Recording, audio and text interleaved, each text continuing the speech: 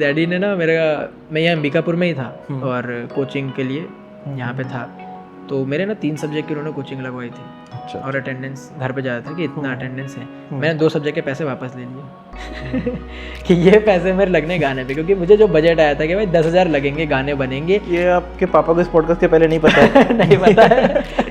जो बार बार हार रहा है उसे एक जीत भी जोड़ देती है, और जो बार बार जीत रहा है उसे एक हार भी तोड़ देती है। चला गया था रायपुर, बिकॉज मेरे को पता था यहाँ पे तो कुछ नहीं है ऐसा, है ना। मैंने थोड़ा पता किया, बट मेरे को लगा रायपुर में हो जाएगा। मुझे पता नहीं था कहाँ रिकॉर्डिंग स्टूडियो मिलना।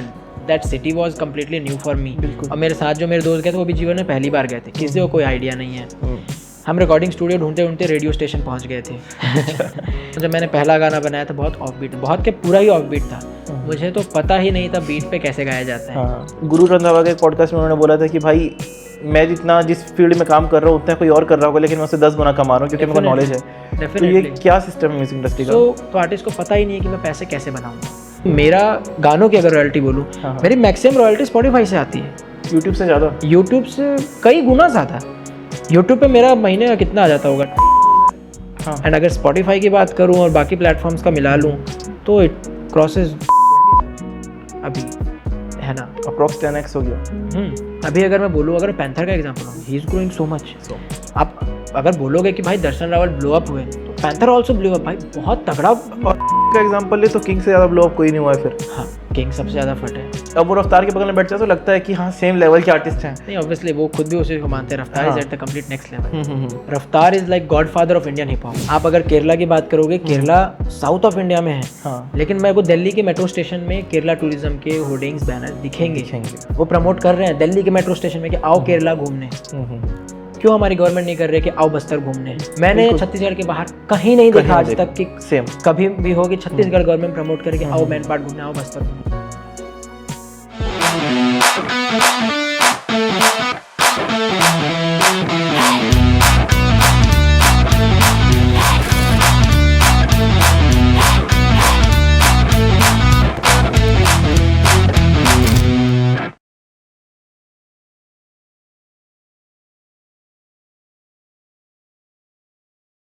सो हेलो फ्रेंड्स, स्वागत है आप सभी का TSS के एक और नए एपिसोड में, और पॉडफ्लिक्स चैनल पे आप सभी का बहुत बहुत स्वागत है। आज हमारे साथ में क्रांतिवीर भैया। सबसे पहले वेलकम है आपका हमारे शो पे। थैंक यू बुलाने के लिए। भैया की एक्सपर्टीज़ है म्यूज़िक में, म्यूज़िक बिजनेस में, और बहुत लोगों को एज एल्डर ब्रदर ये गाइड करते हैं इस फील्ड में कि म्यूज़िक को एज बिजनेस परस्यू कैसे करें।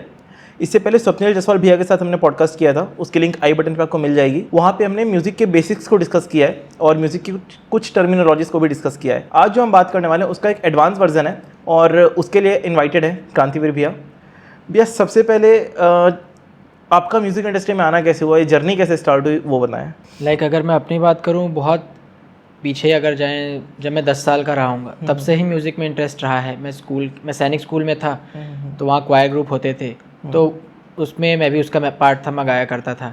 शुरुआत में मैं बस पोइट्री करा करता था, एंड धीरे धीरे व्हेन यू आर राइटिंग और गा भी रहे हो तो दोनों आपस में रिश्ता बना लेते हैं। तो इस तरह से 10th में मैंने अपना पहला गाना लिखा था, और जब मैं 11th में था, कोचिंग ही चल रही थी, तब मैंने हॉस्टल की छत पे पहला गाना ऐसे शूट करके फ़ोन पे ही यूट्यूब पे डाला हुआ था। अच्छा, तो तब जो डाला था वो रैप ज़्यादा था या सॉन्ग ज़्यादा था? नहीं, वो गाना था।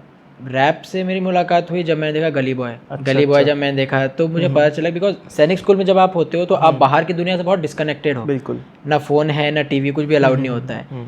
जब मैंने ये मूवी देखा तो मुझे लगा यार ये तो वही कर रहे हैं जो मैं कर रहा हूँ, मतलब मैं लिख रहा हूँ, वो उसको अच्छे से रिदम में गा रहे हैं। मतलब ये तो मैं भी कर सकता हूँ।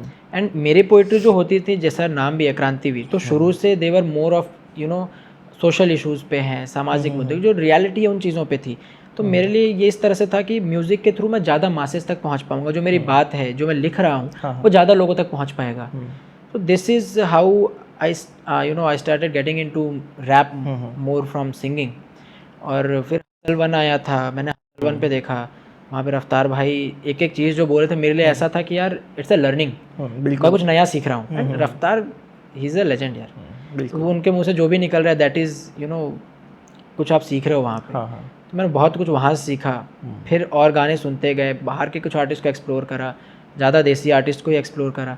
तो वैसे ही आदमी करते करते धीरे धीरे सीख गया। तो ये जो नेम है क्रांतिवीर, ये आपका आधार कार्ड नेम है या आपने अलग से रखा है?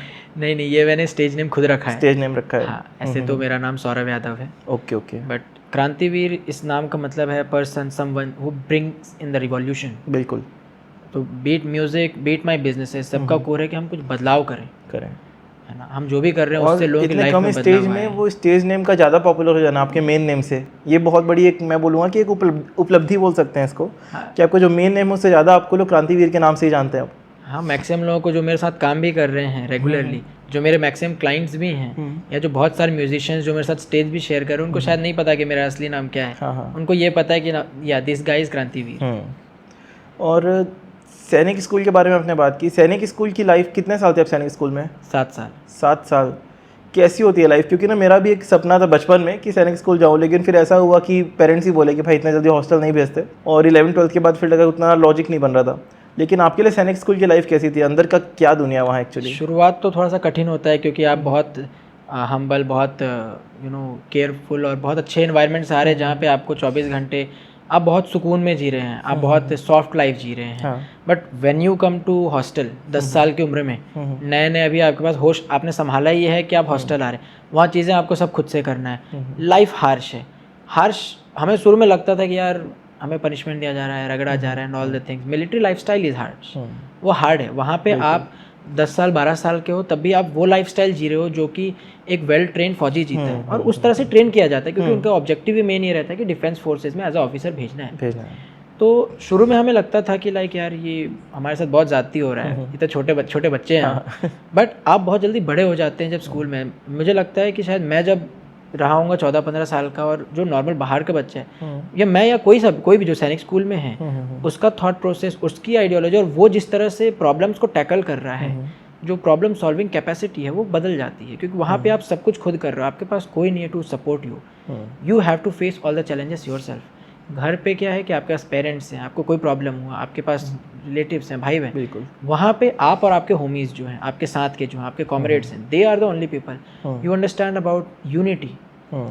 आपको जो सैनिक स्कूल में यूनिटी दिखेगी और बाहर आप नो मैच। सैनिक स्कूल में आप बोले 7-8 साल के बाद भी आपका ये विजन कैसे हुआ कि यार वहाँ बन जाते लोगों की अब मिलिट्री में जाना चाहिए, जब इतनी ट्रेनिंग ले ही ली है तो उसके बाद आप सीधा म्यूजिक में, क्रिएटिव फील्ड में आना, ये भी नहीं कि पढ़ाई की फील्ड में? शुरू से ही थोड़ा सा मेरा लीनियज टुवर्ड लिटरेचर ज़्यादा रहा है। ओके। लाइक स्पोर्ट्स वगैरह में कम ही था, है ना। मैंने ज़्यादा समय किताबों में ही दिया है। मैं अगर अपनी बात करूँ, स्कूल टाइम में ही रहते रहते लगभग 5000 मैंने किताबें पढ़ी हुई। अच्छा। तो आप अंदाज़ा लगा सकते हो कि मेरा ज़्यादातर समय कहाँ जा रहा है। तो लिखने में, गाने में, पढ़ने में, तो लिटरेचर को बहुत समय दिया है। लाइक बहुत सारे रैपर्स आपको मिलेंगे, वो आइडियलाइज़ करते हैं वेस्टर्न रैपर्स को या इंडिया के बड़े रैपर्स को, बट मैं मानता हूँ मेरे आइडल्स जो हैं वो शायद गुजर चुके हैं, शायद के सारे ही गुजर चुके हैं। मैं जिन्हें पढ़ के मैंने लिखना शुरू किया, है ना, जिन्हें सुन के मैंने लिखना शुरू करा, रामधारी सिंह दिनकर, जयशंकर प्रसाद, है ना, महादेवी वर्मा, तो इन लोग, यहाँ मेरे रूट्स वहाँ तक जा रहे हैं। मेरे रूट्स क्लासिक हिंदी लिटरेचर के हैं, ठीक है। तो ऐसा नहीं है कि मैंने सीखा है, ऑब्वियसली सीखा है, बट आई डोंट आइडियलाइज जो आज के जनरेशन के हैं। मुझे लगता है जो पहले का लिटरेचर था वो ज़्यादा अच्छा था, बहुत अच्छा था। अभी भी जो मेरी कोशिश रहती है कि जो हिंदी है, हिंदी के प्रवक्ता बने हम, है ना, हिंदी भाषी बने, हिंदी का प्रचार किया जाए। बिल्कुल, ठीक है। क्योंकि जो आज का जनरेशन है, जो यूथ्स हैं, वो बहुत दूर होते जा रहे हैं अपनी मातृभाषा से। तो अगर मैं भी आइडियलाइज करूँगा वेस्ट को, तो मुझे लगता है कि फिर जो मेरा कोर है कि हिंदी को प्रमोट करा जाए, एटलीस्ट जो हमारी मातृभाषा है ना, उससे लोग जाने, अच्छे से जाने। अभी जो हम भाषा यूज़ करते हैं वो प्राकृत भाषा, Prakrit Hindi, but the core Hindi. अगर मैं आज के जनरेशन के लोगों से बात करूंगा, बहुत वर्ड्स नहीं समझ पाएंगे। सही बात है ना, थोड़ा कठिन होता है। मैं समझता हूँ, मिक्स एक इंग्लिश चलता है, लेकिन हिंदी बिल्कुल ऐसा दब जाए, उस चीज़ को भी तो ध्यान देना है कि वो भी सामने आए। तो मैं आइडियलाइज करता हूँ जो क्लासिक लिटरेचर है हिंदी की, है ना, वहाँ पे। इसके बाद जब आप सोचे 11th-12th क्लास होगी, अप्रोक्स जब बोर्ड होगी, फर्स्ट सॉन्ग लिखा, उसके बाद म्यूज़िक में आने का क्या वो फर्स्ट स्टेप्स थे? कितना आपने सीखा उस चीज़ को और कहाँ से सीखा उस समय? मैं अगर शुरुआत की बात करूँ, देखो मैं कोचिंग के नाम पे मैं चला गया था रायपुर, बिकॉज मेरे को पता था यहाँ पे तो कुछ नहीं है ऐसा, है ना। मैंने थोड़ा पता किया, बट मेरे को लगा रायपुर में हो जाएगा। मुझे पता नहीं था कहाँ रिकॉर्डिंग स्टूडियो मिलना। That city was completely new for me. और मेरे साथ जो मेरे दोस्त गए थे वो भी जीवन में पहली बार गए थे, किसी को कोई आइडिया नहीं है। हम रिकॉर्डिंग स्टूडियो ढूंढते ढूंढते रेडियो स्टेशन पहुँच गए थे, ठीक है। और वहाँ आकाशवाणी पे बातचीत हुआ and they got really impressed कि अरे ये 14-16 साल का लड़का ऐसा ऐसा चीज़ें लिख रहा है। मैं लिख रहा था उस वक्त जो पुलवामा अटैक हुआ था उस पर लिख रहा था, है ना, राष्ट्रहित पे लिख रहा था, धर्म के मुद्दों पे लिख रहा था, जो विवाद होते हैं, जो धार्मिक दंगे होते हैं उनके ऊपर लिख रहा था। तो मैं सामाजिक मुद्दों पे ही लिख रहा था उस वक्त भी, है ना। तो उन्होंने मेरे को ऑफ़र करा, लेकिन मैं बोला यार मैं तो पोएम गाने नहीं आया, मैं तो अपना रैप बनाने, मैं गाना गाने आया यहाँ पे। तो वहाँ पे हुआ नहीं।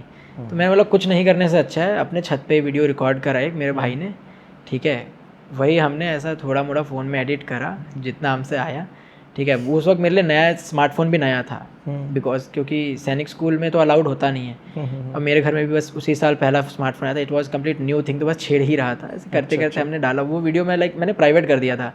बट रिसेंटली हुआ ये कि अभी मेरे चैनल पे दिखेगा, क्योंकि रिसेंटली मुझे एक आर्टिस्ट ने DM किया, बच्चा ही है वो भी 16-17 साल का ही, तो वो बहुत ना ऐसा बहुत परेशान था और रोते रोते उसने वॉइस नोट भेजा कि भैया मैं ना वो क्वालिटी का आउटपुट निकाल नहीं पा रहा हूँ जो आपके वीडियोस में आपके गानों में आ रहा है। अच्छा, है ना, मैं बहुत समय से कर रहा हूँ कोशिश, बट मैं आपके जैसा गाना नहीं बना पा रहा।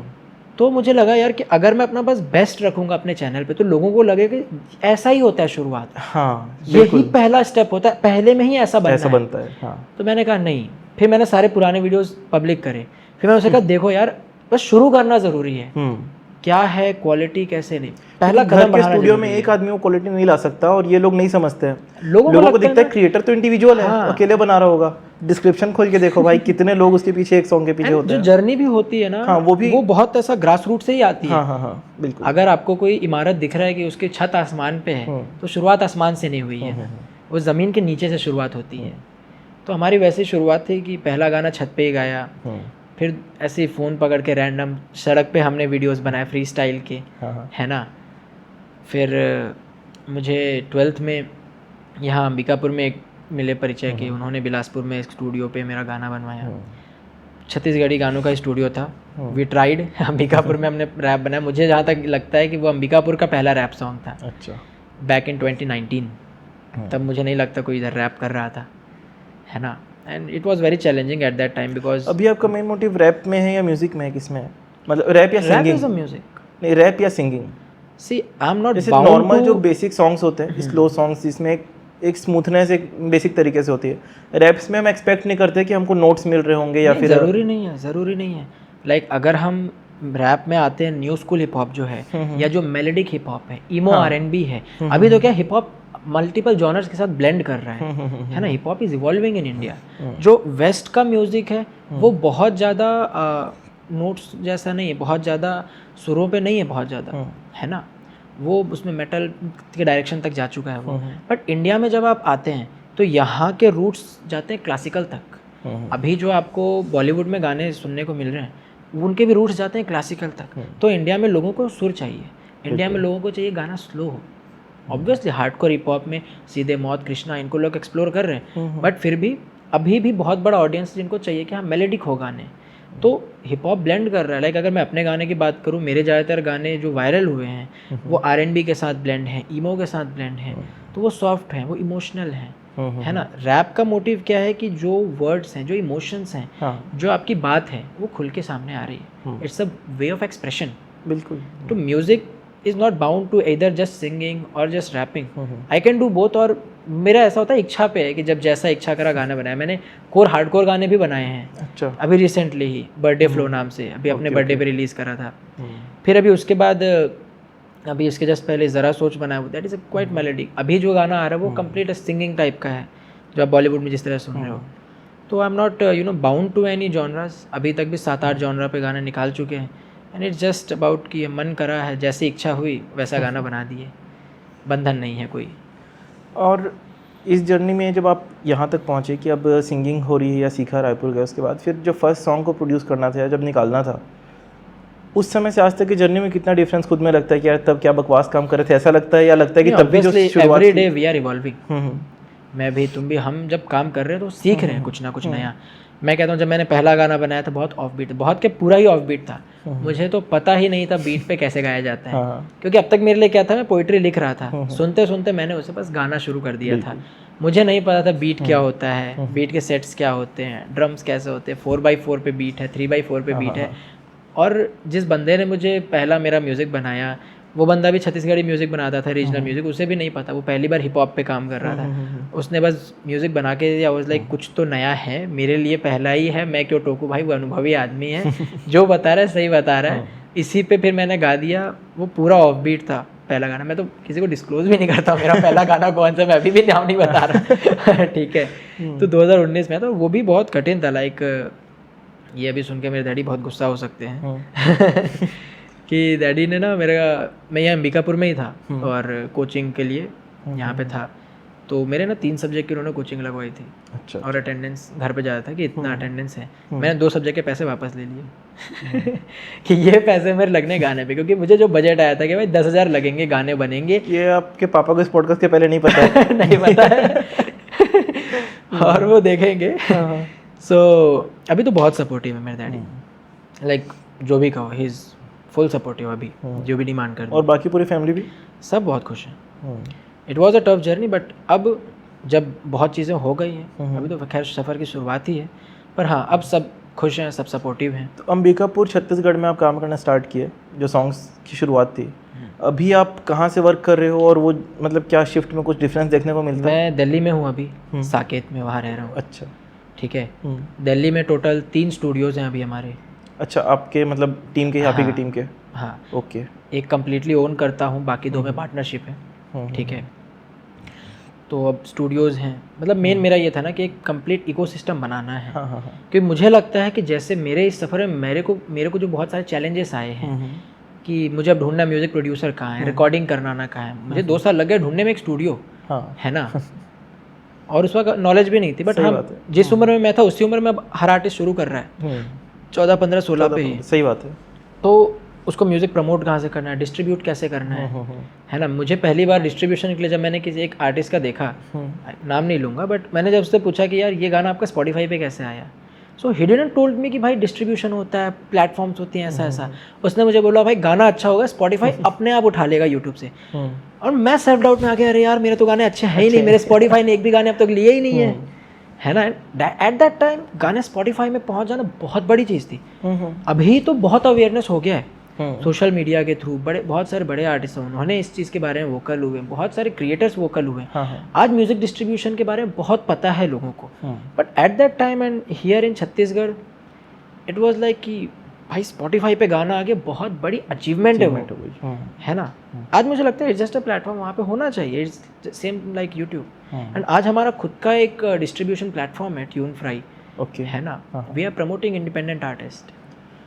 डिस्ट्रीब्यूशन की बात कर रहे हैं अपन, छत्तीसगढ़ से ज़्यादातर लोग ये पॉडकास्ट देखने वाले हैं, और बाहर के भी जो लोग देखेंगे, जनरली लोग जिन लोग देखते हैं पॉडकास्ट अभी भी, वो ऑडियंस से सीखना चाहती है, उनको हम डिस्ट्रीब्यूशन के बारे में क्या सिखा सकते हैं, म्यूज़िक डिस्ट्रीब्यूशन के बारे में? सबसे पहले तो ये जानना ज़रूरी है कि म्यूज़िक डिस्ट्रीब्यूशन होता क्या है। So music distribution is a simple process जिससे कि आपका गाना सारे जो डिजिटल स्ट्रीमिंग प्लेटफॉर्म है, स्पॉटिफाई, एप्पल, है ना, जियो सावन, इंस्टाग्राम म्यूज़िक, यूट्यूब म्यूज़िक, वो सारी जगह पहुंच सके। एक चैनल है, वो एक पाथवे है। हाँ, क्योंकि आप डायरेक्ट यूट्यूब की तरह आप डायरेक्ट नहीं डाल सकते। ओके, ठीक है, बिकॉज इसके प्रोड्यूसर में क्या है ना कि कॉपीराइट का इशू आता है। सो बीच में एक पार्टी होगी जो डिस्ट्रीब्यूटर होगा, उसकी रिस्पॉन्सिबिलिटी कि आपके गाने को चेक करे, वेरीफाई करे, है ना, कि वो सही है, उस पर कॉपीराइट इशू नहीं, देन वो प्लेटफॉर्म्स तक जाएगा। ठीक है, सो आर्टिस्ट और प्लेटफॉर्म स्पॉटिफाई है, एप्पल है, इनके बीच में जो एक अथॉरिटी है, एक बॉडी है जो कि सारी चीज़ वेरीफाई कर रही है, सारी चीज़ को मेंटेन कर रही है, ठीक है, आपके बिहाफ में आगे से रॉयल्टीज कलेक्ट कर रही है ना। So they are music distributor. Okay. अब पहले क्या था ना कि ये चीज़ इजीली एक्सेसिबल था ओनली लेबल्स के लिए। बाहर की कंपनीज थी, डिस्ट्रोकिट थे और बहुत सारी कंपनीज थे बाहर की कंपनीज पे क्या है ना कि आर्टिस्ट का एक्सेस नहीं, आर्टिस्ट को कोई प्रॉब्लम हुआ, वो मेल पे मेल कर रहा है 15 दिन 20 दिन, कोई प्रॉब्लम रिजॉल्व नहीं हो रहा है। And as I explore more into this, लगभग 10-12 म्यूजिक डिस्ट्रीब्यूटर मैंने एक्सप्लोर करे। इंडिया का कोई भी नहीं था, सारे बाहर गए थे। अच्छा। When we came as a music distributor in India, उस वक्त तक इंडिया में म्यूजिक डिस्ट्रीब्यूशन प्लेटफॉर्म नहीं थे, है ना, थर्ड पार्टीज थे, ठीक है, और इंडिपेंडेंट आर्टिस्ट के साथ डील नहीं कर रहे थे, लेबल्स के साथ डील कर रहे थे, एग्रीगेटर्स थे, but nobody was dealing with independent artist. तो जो एक्सेसिबिलिटी, जो फीचर्स लेबल के पास थे, जो कि हम आर्टिस्ट के लिए सपना हुआ करता था, है ना, बहुत समय से ऐसा था कि हम वेट करते कि अच्छा कभी हमारे लिए कुछ एक्सेसिबल हो ऐसा, या हमें कोई लेबल मिले, एंड आई थॉट कि हम इंतज़ार करें कि कोई आए कुछ हो, रेदर हम इसमें घुसते हैं, हाँ, we start doing this. Problem के सॉल्यूशन का इंतज़ार करने से अच्छा हम उसको सॉल्व करते हैं ना। तो डिस्ट्रीब्यूशन क्या है बेसिकली, अगर हम देखें तो एक पाथवे है जिसके थ्रू हम अलग अलग प्लेटफॉर्म्स आपके पे सारे चीज़ें डाल प्लेटफॉर्म पे सकते जा हैं। रहा है गाना। और तरीके क्या हैं इसके, अब एक नए आर्टिस्ट जैसे अगर अभी आप ट्यून फ्राई की बात करें तो ट्यून फ्राई पे हमने बहुत सिंप्लीफाई करा है आर्टिस्ट को, एक पूरा इकोसिस्टम देने की कोशिश करा है, आर्टिस्ट को नर्चर कर रहे हैं वहाँ पे। So what we are doing is कि आप ट्यून फ्राई के वेबसाइट पे आओ, रजिस्टर करो, फ्री है रजिस्ट्रेशन, आप प्लान सेलेक्ट करो, आप बडिंग आर्टिस्ट हो, आपके पास पैसे नहीं है तो आपके लिए फ्री में भी सर्विस है हमारी। ठीक है, हमने पहले फ्री नहीं रखा था, फिर हमें लगा कि नहीं सब एफर्ट नहीं कर सकते। लगभग 7-8 हज़ार आर्टिस्ट का सर्वे करके मैंने प्राइसिंग इसका फाइनलाइज करा था, है ना, बैक इन 2022, और हमने तब से बढ़ाया नहीं है। ओके, ठीक है, हमारा ये है कि हम बढ़ाएंगे भी नहीं। मोर ऑफ ट्यून फ्राई का ऑब्जेक्टिव है सीन को सपोर्ट करना। Like music industry has given so much to me. अगर मैं कुछ भी हूँ, मेरा वजूद है, मेरी कंपनी है, मैं जो भी लाइफस्टाइल मैनेज कर रहा हूँ, it's all because of music. तो मुझे था कि कुछ लौटाना है सीन को। सो वो चीज़ ट्यून फ्राई के थ्रू कर पा रहे हैं मुझे लगता है। जो एफर्ट नहीं कर पा रहे हैं, जिनके पास पैसे नहीं, उनके लिए फ्री प्लान है।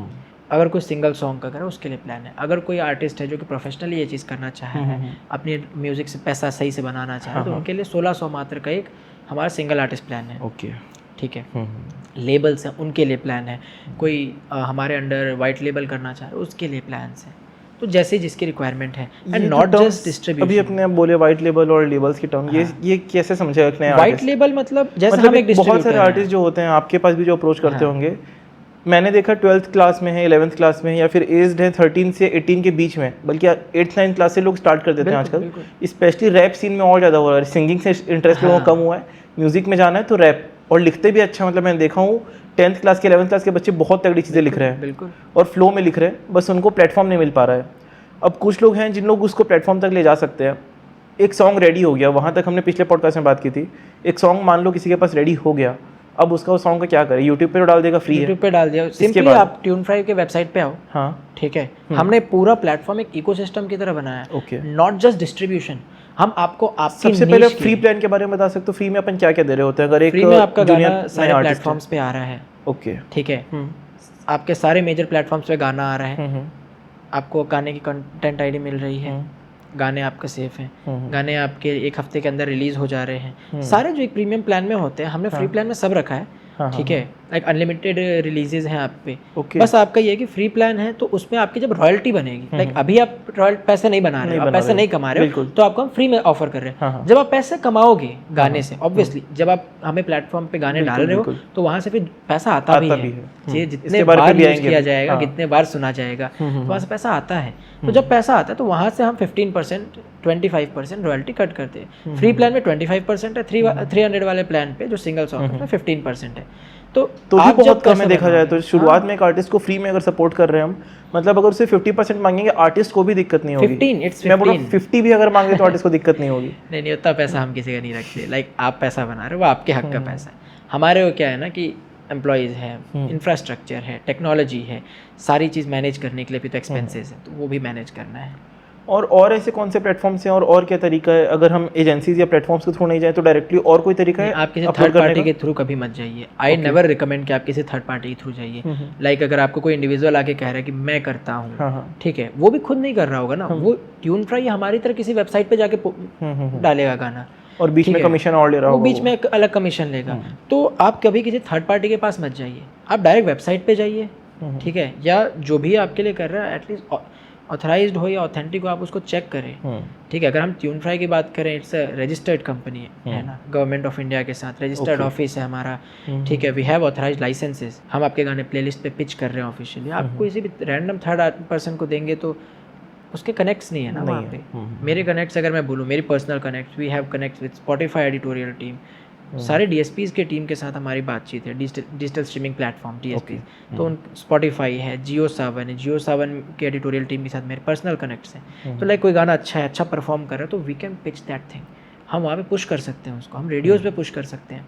बट आप किसी रैंडम इंसान को दे रहे हैं तो ही जस्ट कि हाँ भाई ठीक है, आज इससे कुछ पैसे आ गए, कल को रॉयल्टी आएगी, उसमें से ही पैसे रख ले रहा हूँ, है ना, वो तो विन विन पे, उसको कुछ मेहनत नहीं करना पड़ रहा है। बट वो आपके लिए जब कंपनी से आप जुड़े ही नहीं हो, एसोसिएटेड ही नहीं हो, कनेक्ट में हो ही नहीं आप, तो आपके लिए हम कैसे एफर्ट्स कर सकते हैं?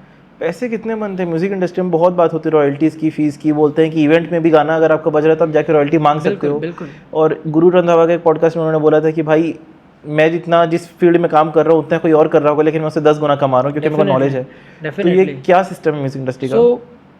मेन दिक्कत आर्टिस्ट का ये है ना कि आर्टिस्ट को पता ही नहीं है कि आर्टिस्ट पैसा बना कैसे सकता है ना। अगर हम धीरे धीरे म्यूजिक बिजनेस का हेमिस्फीयर एंटर करते जा रहे हैं ठीक है, तो बहुत ज़रूरी है कि आर्टिस्ट को अवेयरनेस हो, नॉलेज हो। ठीक है, सबसे पहले कि आप रॉयल्टीज़ जो आप कह रहे हो कि आप रॉयल्टीज़ से बना रहे हो, रॉयल्टीज़ भी बहुत प्रकार के, आपके राइट्स बहुत प्रकार के हैं। स्पॉटिफाई जो आपको दे रहा है, एप्पल जो आपको दे रहा है, they are mechanical rights, they are mechanical royalties. ठीक है, कि जो आदमी सुन रहा है फिजिकली या डिजिटली सुन रहा है। ठीक है, इसके अलावा हर कंट्री का एक PRO होता है। ठीक है, परफॉर्मिंग राइट्स ऑर्गेनाइजेशन। इंडिया के IPRS है। ठीक है, और IPRS जो है वो आपकी परफॉर्मिंग रॉयल्टीज़ कलेक्ट करती है। लाइक आप इवेंट्स कर रहे हो, ठीक है, आप PRO को अपने इन्फॉर्म करो, आप जो गाना परफॉर्म करो खुद आप उसकी रॉयल्टी कलेक्ट कर सकते हो। आप PRO के साथ एसोसिएटेड, आपका गाना कहीं प्ले हो रहा है दुनिया के किसी भी कोने में, they will collect that. Radios पे आपका गाना प्ले हो रहा है, दे विल कलेक्ट दैट। ठीक है, देन सिंक लाइसेंसिंग होता है। आपका गाना कल को TV पे जा रहा है, या आपका गाना किसी ऐड के लिए जा रहा है, किसी फिल्म के लिए जा रहा है, यू वांट टू दैट। मतलब बहुत बेसिकली कहूँ तो म्यूजिक कहीं भी प्ले हो रहा है, एनीवेयर, एट एनी प्लेटफॉर्म। तो ये हमेशा से होता है, मतलब जब रेडियो का प्रॉपर जमाना था, जब टीवी भी नहीं आई थी, तब जो सॉन्ग्स थे वो भी रॉयल्टीज ले रहे थे, तब भी हो रहा था। ये हमेशा से इंडिया में नहीं था पहले, PRO इंडिया में पहले नहीं था, तो बाहर के PROs काम कर रहे थे। लेकिन मतलब म्यूजिक के लिए अगर कोई चाहे तो अपने कभी भी जाके हक के लिए लड़ सकता है कि मेरा म्यूजिक यहाँ प्ले हो, मेरे को पैसे चाहिए। आपको उसके लिए है कि आपको जो राइट्स ऑर्गेनाइजेशन है, जो आपके राइट्स मैनेज करती है, आप उनके साथ कनेक्टेड हो। लाइक आपने म्यूजिक बना दिया, ठीक है, बट आपने स्पॉटिफाई पे नहीं डाला है, किसी और ने डाला है, और आपके पास कोई प्रूफ नहीं है, तो फिर कॉन्फ्लिक्ट होगा बाद में, किसी और ने डाल दिया। बहुत गानों पे तो कैसे कर सकते हैं? मतलब एक नया इंसान है, इसके पास पैसे नहीं है, वो डालना चालू किया नए, जैसे आप बोल रहे मान लो आपके प्लेटफॉर्म पे थ्रू आया है, उसने फ्री प्लान में डाला, तो उसके राइट्स सबसे पहले वहीं पे रिजर्व हो जाते हैं। अच्छा, वो भी कल को उसका गाना अगर कोई चोरी करने की कोशिश करेगा, इधर ऑन स्पॉटिफाई और ऑन यूट्यूब, ऑटोमेटेड क्लेम जाएगा ना उस पर कि ये ओरिजिनल ओनर है। जो लिसनर्स भी आ रहे हैं वो भी नीचे जैसे ड्रॉप डाउन करते हो आप, गाने की डिटेल आ जाती है यूट्यूब वीडियो के नीचे भी, वो क्लेम है वहाँ पे। ओरिजिनल ओनर को उसका रिकॉग्निशन मिलेगा। ये गाना जो है ये इसका गाया हुआ है, ये इसका बनाया हुआ है, जिसको आप देख रहे हो स्क्रीन पे वो नहीं है। तो अगर कोई ऐसे यूज़ भी करना चाहे गलत तरीके से, आप उसका रेवेन्यू आप पाओगे। ठीक है, अगर आप जानकार हो, अगर आप अवेयर हो अपने राइट्स के बारे में, आपके पैसे कोई नहीं मार सकता। जो कवर सॉन्ग्स यूट्यूब पे डलते हैं, लाइसेंस लीजिए आप उसका। ओके, लाइक अगर आप कवर्स बहुत सारे ऐसे चैनल्स हैं, मान लो रिएक्शन चैनल्स हो गए, या फिर जो कोरियोग्राफी करते हैं डांस वीडियोस में, वो सब सॉन्ग्स यूज़ करते हैं या सॉन्ग्स पे रिएक्ट कर रहे हैं लाइव वीडियो के साथ, तो उनके पास ऑप्शन क्या है? और हर दिन उनका अगर वही काम है, हर दिन नए सॉन्ग पे कोरियोग्राफी करनी है, तो ऐसे चैनल्स क्या पैसा नहीं कमा रहे होंगे? सब पे कॉपीराइट होगा अभी, क्लेम सब पे आ जाएगा। क्लेम सब पे आ जाएगा। That is automated process, because उस गाना को जो आप यूज़ कर रहे हो उसे बनाने में किसी ने करोड़ों रुपए खर्च करा है। तो जो फेयर यूज़ के अंडर में आता है वो क्या? फेयर यूज़ के अंडर में लिमिटेशन है ना, कि आप इतने सेकंड यूज़ कर सकते हो। आप पूरे 3 मिनट का गाना यूज़ कर रहे हो, आपका वो रिएक्शन जो है उस पर क्लेम जाएगा। हाँ, आप उससे डिस्प्यूट करो या आप उनसे बात करो, वो क्लेम हटा देंगे। ठीक है, लेवल ए क्लेम आया, आपने रिक्वेस्ट किया, क्लेम हटा दिए, लेकिन ऑटोमेटेड क्लेम तो जाएगा ही। तो ये जितने चैनल्स हैं, ये हर वीडियो के बाद ये प्रोसेस फॉलो करते होंगे, बार बार डिस्प्यूट और मेन इनकी अर्निंग जो है वो इन वीडियोज़ से नहीं है ना। हाँ, ठीक है, ये भी समझना है कि वो एक्चुअल में क्यों कमा रहे हैं। वो क्लेम आ भी रहा है, उनको फर्क नहीं, क्लेम्स चैनल को कोई नुकसान नहीं होता अनटिल स्ट्राइक नहीं आ रहा। एंड कवर्स में स्ट्राइक इसलिए आता है, कोई कवर बहुत वायरल हो रहा है, बहुत डिस्प्यूट हुआ है, और आपको भी मालूम है 4-5 नाम जिन्होंने कवर्स बनाए मिलियन में गए, और उनके पीछे लेबल्स पैसे हाथ धोए लेकिन वी स्टार्टेड विलेनाइजिंग लेबल्स, कह रहे वो पैसे क्यों मांग रहे हैं, बिकॉज उस गाने की वजह से आप फेम पा रहे हो। सही बात है, that is the original song होता है। फेयर यूज पे ये आता है कि वो आप उसको अगर उस पर रिएक्शन कर रहे हो, या उसको आप ब्रीफ कर रहे हो, उसको ब्रेक डाउन कर रहे हो, तो वो अलग चीज़ है। पर जब आप उसे कवर कर रहे हो, सेम कंपोजिशन, सेम लिरिक्स, आप किसी और की इंटेलेक्चुअल प्रॉपर्टी यूज़ कर रहे हो और आप उससे अर्न करने की कोशिश कर रहे हो, तो अगला आप पे लीगल जाएगा, क्योंकि उस इंसान के पास, उस लेबल के पास उसके 100% ओनरशिप है, उसके पास उसकी अथॉरिटी है, उसने उस पर लाखों करोड़ों खर्च किया है, किसी ने 1000 रुपए भी खर्च किया है, वो उसका ओनर है। आपने बिना पूछे उस पर कवर किया, बिना लाइसेंस के कवर किया, ठीक है, लाइसेंस आप लो, आप उस पर कवर बनाओ, that is a legal process. आप उसके बिना गए तो आपके ऊपर लीगल आएगा, हम एज अ डिस्ट्रीब्यूटर भी उस पर क्लेम डालेंगे, है ना, वो चीज़ तो होगा ही। आप एक लीगल पाथवे से जाइए, कोई चैलेंज नहीं है। म्यूज़िक में जो अगर हम पहुंच गए, चैनल तक पहुंच गए, डिस्ट्रीब्यूट हो गया, उसके बाद जो ट्रांसपेरेंसी है एक प्लेटफॉर्म की, वो कैसे पता चलेगी एक नए इंसान को? क्या पता उसका मतलब कोई डबल क्रॉस कर रहा हो कहीं पे जाके? नहीं, जब आप एक प्लेटफॉर्म की बात करते हैं, बड़े हाँ। प्लेटफॉर्म की बात करते हैं, ठीक है, तो आपके फाइनेंशियल रिपोर्ट्स बन रहे हैं, सारी चीज़ें बन रही हैं, है ना। आप किसी का भी पैसा अगर अपने पास रख रहे हैं, आपको हिसाब भी तो देना पड़ेगा। थर्ड पार्टी क्या है, he is not a registered body, ठीक है। तो आप रजिस्टर्ड बॉडी के साथ जाएं और आप खुद चेक करें, ठीक है, आप दूसरों के रिव्यूज़ देखें, आपको उससे थोड़ा आइडिया लगेगा कि कौन कितना ट्रांसपेरेंट है ना। वो तो देखिए आपका पर्सनल ट्रस्ट है ना। I can't name the companies, defamation हो जाएगा, बट ऐसी बहुत सारी कंपनीज हैं जो कि आर्टिस्ट को कहती हैं कि लाइक हम आपको 80% दे रहे हैं या आपको 100% दे रहे हैं, बट एक्चुअल में artist is not getting that much. अगर मैं अभी छत्तीसगढ़ के रिसेंट सिनारियो की बात बताऊँ, मैं जब यहाँ आया हुआ था अभी अंबिकापुर में, यहाँ के मैं आर्टिस्ट से मिला, मैं उनका डैशबोर्ड देख रहा हूँ, उन्होंने बताया कि हम गाने डिस्ट्रीब्यूट कर रहे हैं, 2 लाख रुपए हमने लाइफ टाइम कमाया है अपने गानों से। आई गॉट हैप्पी कि हाँ, यहाँ के आर्टिस्ट अर्न कर रहे हैं, एक छत्तीसगढ़ के आर्टिस्ट अर्न कर रहे हैं, तो बहुत अच्छा लगता है कि आर्टिस्ट ग्रो कर रहे हैं, कि हम भी यहीं से निकले हुए हैं। बट जब मैं उसके स्टैट्स देख रहा हूँ, मैं नंबर्स देख रहा हूँ, मेरे होश उड़ गए यार। उस बंदे के 8 मिलियन, 10 मिलियन, 20 मिलियन ऐसे हैं नंबर्स, एंड स्ट्रीमिंग्स पे उसके गाने बहुत अच्छा परफॉर्म करे, लैक्स में है नंबर, उस पर 90,000, 1,10,000 ऐसे रील्स बने हुए हैं। एंड जब मैं ये सारे नंबर्स देख रहा हूँ, फिर मैं देख रहा हूँ यार 2 लाख, मात्र 2 लाख, अंदाजन उसके 7-8 लाख की टोटल रॉयल्टी बनी। वो 2 लाख में फिर भी खुश होगा, उसको पता ही नहीं होगा, उसे नॉलेज ही नहीं है। उसे लग रहा है कि मैंने 2 लाख कमाए, बट ब्रो तुमने 8 में से मात्र 2 तुम्हारे हाथ में आया है, तुम्हारा 6 लाख कोई और खा गया। तो उसका कारण ये कि अवेयरनेस नहीं है। तो बहुत ज़रूरी है कि लोगों को पता चले, ठीक है, कि मेरे गानों की, मेरे एक एक व्यू की, एक एक स्ट्रीम की, एक एक रील की क्या वैल्यू है, क्या वर्थ है, और आप एक जेन्युइन कंपनी के साथ जुड़ें, बहुत ज़रूरी है ना। जनरली अभी किस सिनेरियो में यूट्यूब पे अगर अपलोड करते हैं तो उसमें क्या दिक्कत है? मतलब सिर्फ यूट्यूब पे अपलोड क्यों नहीं करें और स्ट्रीमिंग प्लेटफॉर्म्स पे क्यों जाना चाहिए? देखिए, ऐसे FMCG की तरह समझते हैं। आप एक कोल्ड ड्रिंक बनाते हैं, ठीक है, आपके पास एक दुकान है सुपरमार्केट जो आपके घर के जस्ट, आपके फैक्ट्री के जस्ट सामने है, ठीक है। आप चाहें तो बस उस स्टोर पे बेच सकते हैं, जो लोग, जितने लोग वहाँ आएंगे वो देखेंगे, उसे खरीदेंगे उनमें से कुछ लोग, ठीक है। आपके पास अब ऑप्शन एक और भी है कि एक बहुत नॉमिनल सा कॉस्ट पे करके साल भर आप अनलिमिटेड जितने सुपरमार्केट है शहर में, ठीक है, या दुनिया में जितने सुपरमार्केट है, आप सब जगह आपका प्रोडक्ट जा सकता है। तो कोई नुकसान नहीं है उसमें, आपके लिए फ़ायदा है। नया जगह, नया मार्केट, नई ऑडियंस, ज़्यादा विजिबिलिटी, ज़्यादा रेवेन्यू। अगर मैं अपनी बात करूँ, मेरा गानों की अगर रॉयल्टी बोलूँ, मेरी मैक्सिमम रॉयल्टी स्पॉटिफाई से आती है, यूट्यूब से ज़्यादा, यूट्यूब से कई गुना ज़्यादा। यूट्यूब पे मेरा महीने का कितना आ जाता होगा, 2,500-3 हज़ार, एंड अगर स्पॉटिफाई की बात करूँ और बाकी प्लेटफॉर्म्स का मिला लूँ तो इट क्रॉसेस 20,000 अभी, है ना, अप्रॉक्स 10x हो गया। और ये सभी क्रिएटर्स के साथ हो रहा होगा फिर, जितने भी म्यूजिक फील्ड में? ऑब्वियसली स्ट्रीमिंग प्लेटफॉर्म्स पे मच मोर, बिकॉज वो केवल गाने के लिए बने हुए हैं। YouTube is a different platform, क्योंकि जनरली कंसीडर किया जाता है कि यूट्यूब बहुत पैसे दे रहा है, यूट्यूब पे डालो, यूट्यूब से ज़्यादा कोई देख ही नहीं सकता। यूट्यूब पे कंपैरेटिवली विजिबिलिटी ज़्यादा है, ट्रैफिक ज़्यादा है ना, बट रॉयल्टीज़ जो हैं ज़्यादा मिलती हैं स्ट्रीमिंग प्लेटफॉर्म से। स्ट्रीमिंग प्लेटफॉर्म्स लेकिन कैसे कर पा रहे हैं? अब एक स्टेप ऊपर जाना चाहूँगा, अगर आपको इसकी नॉलेज है, कि स्पॉटिफाई कैसे दे पा रहा है? जैसे यूट्यूब देता है, हमको पता है कि हमारे वीडियो पे ऐड चलता है, तो यूट्यूब देता है, स्पॉटिफाई पे भी ऐड चलता है, लेकिन जब व्यूअरशिप यूट्यूब की ज़्यादा है, वहाँ पे ऐड चलाने वाले ज़्यादा हैं, यूट्यूब देखने वाले ज़्यादा है, तो वहाँ की जो रॉयल्टी ज़्यादा होनी चाहिए थी। सी रॉयल्टीज़ जो है ना, यूट्यूब पे आपको हर व्यू की रॉयल्टी नहीं मिल रही है ना। यूट्यूब पे आपको कब मिला? जब कोई एडवर्टाइजर ऐड चला रहा है, कोई ऐड आ रहा है ना। 1000 व्यू के आपको ऐड नहीं मिल रहे, 1000 व्यू में जो 100 लोगों ने आपका वीडियो देखा है उसका मिल रहा है, तो ऐसे पर व्यू तो ऐसे ज़्यादा ही है ना, बट वो आपके ओवरऑल व्यू के साथ एवरेज काउंट होता है।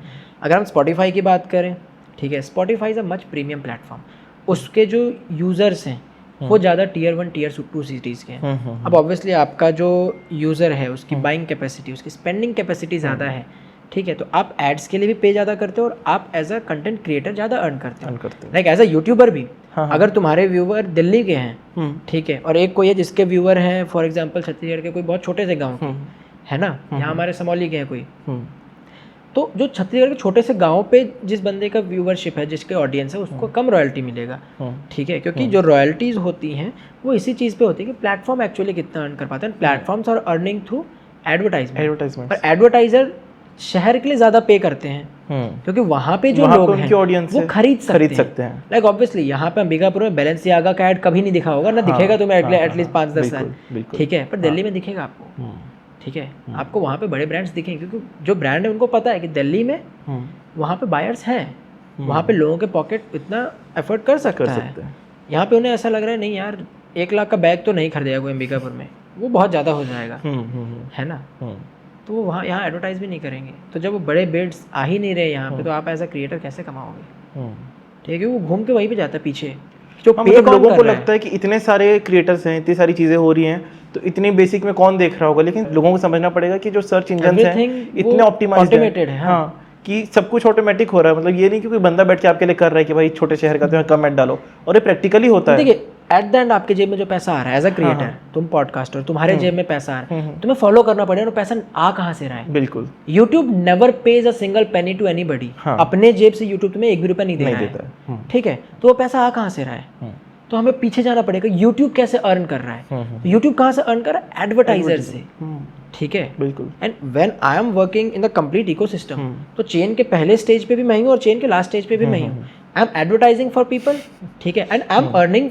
थ्रू प्लेटफॉर्म्स ऑल्सो, ठीक है, तो जब पूरे इकोसिस्टम को मैं एक बिल्ड कर रहा हूँ और हम उसके हर एक स्टेज पे हर एक स्टेप पे हैं, तो हमें समझ में आता है कि एग्जैक्टली चीज़ें वर्क कैसे कर रही हैं। एक इंपॉर्टेंट एस्पेक्ट छोड़ दिया, गवर्नमेंट भी बिना मतलब अरे गवर्नमेंट के टैक्स तो वो अलग है, गवर्नमेंट आपसे भी टैक्स लेगी एज ए क्रिएटर, प्लेटफॉर्म से भी टैक्स लेगी उसकी रेवेन्यू पे, और जो एडवर्टाइजर है जब हम एड्स बनाते हैं, ठीक है, like I am spending around 10,000 to 20,000 rupees daily on ads multiple clients है। कभी कभी ऐसा है कि हम दिन के लाख 10 लाख, कभी मैंने 30-40 लाख भी डेली का स्पेंड करा है अलग अलग क्लाइंट्स पे, ठीक है, उनके जो एड स्पेंड होते हैं, ठीक है, I had manage more than 13 crore worth of ads as of now, ठीक है, तो जब भी हम ऐड बना रहे हैं, मैंने अगर 10,000 रुपये डाला है गूगल एड्स पे, वो अपना 18% सरकार अलग काट लेगी, आप चाहो ना चाहो सरकार काटेगी, प्लेटफॉर्म पे वो अपने आप कट जाएगा पैसा, तो गवर्नमेंट का तो है ही, गवर्नमेंट से तो आप नहीं बच सकते वो सबसे चार्ज करेगी क्योंकि एड्स पे स्पेंड हो रहा है, ठीक है, तो वहाँ पे गवर्नमेंट चार्ज कर रही है,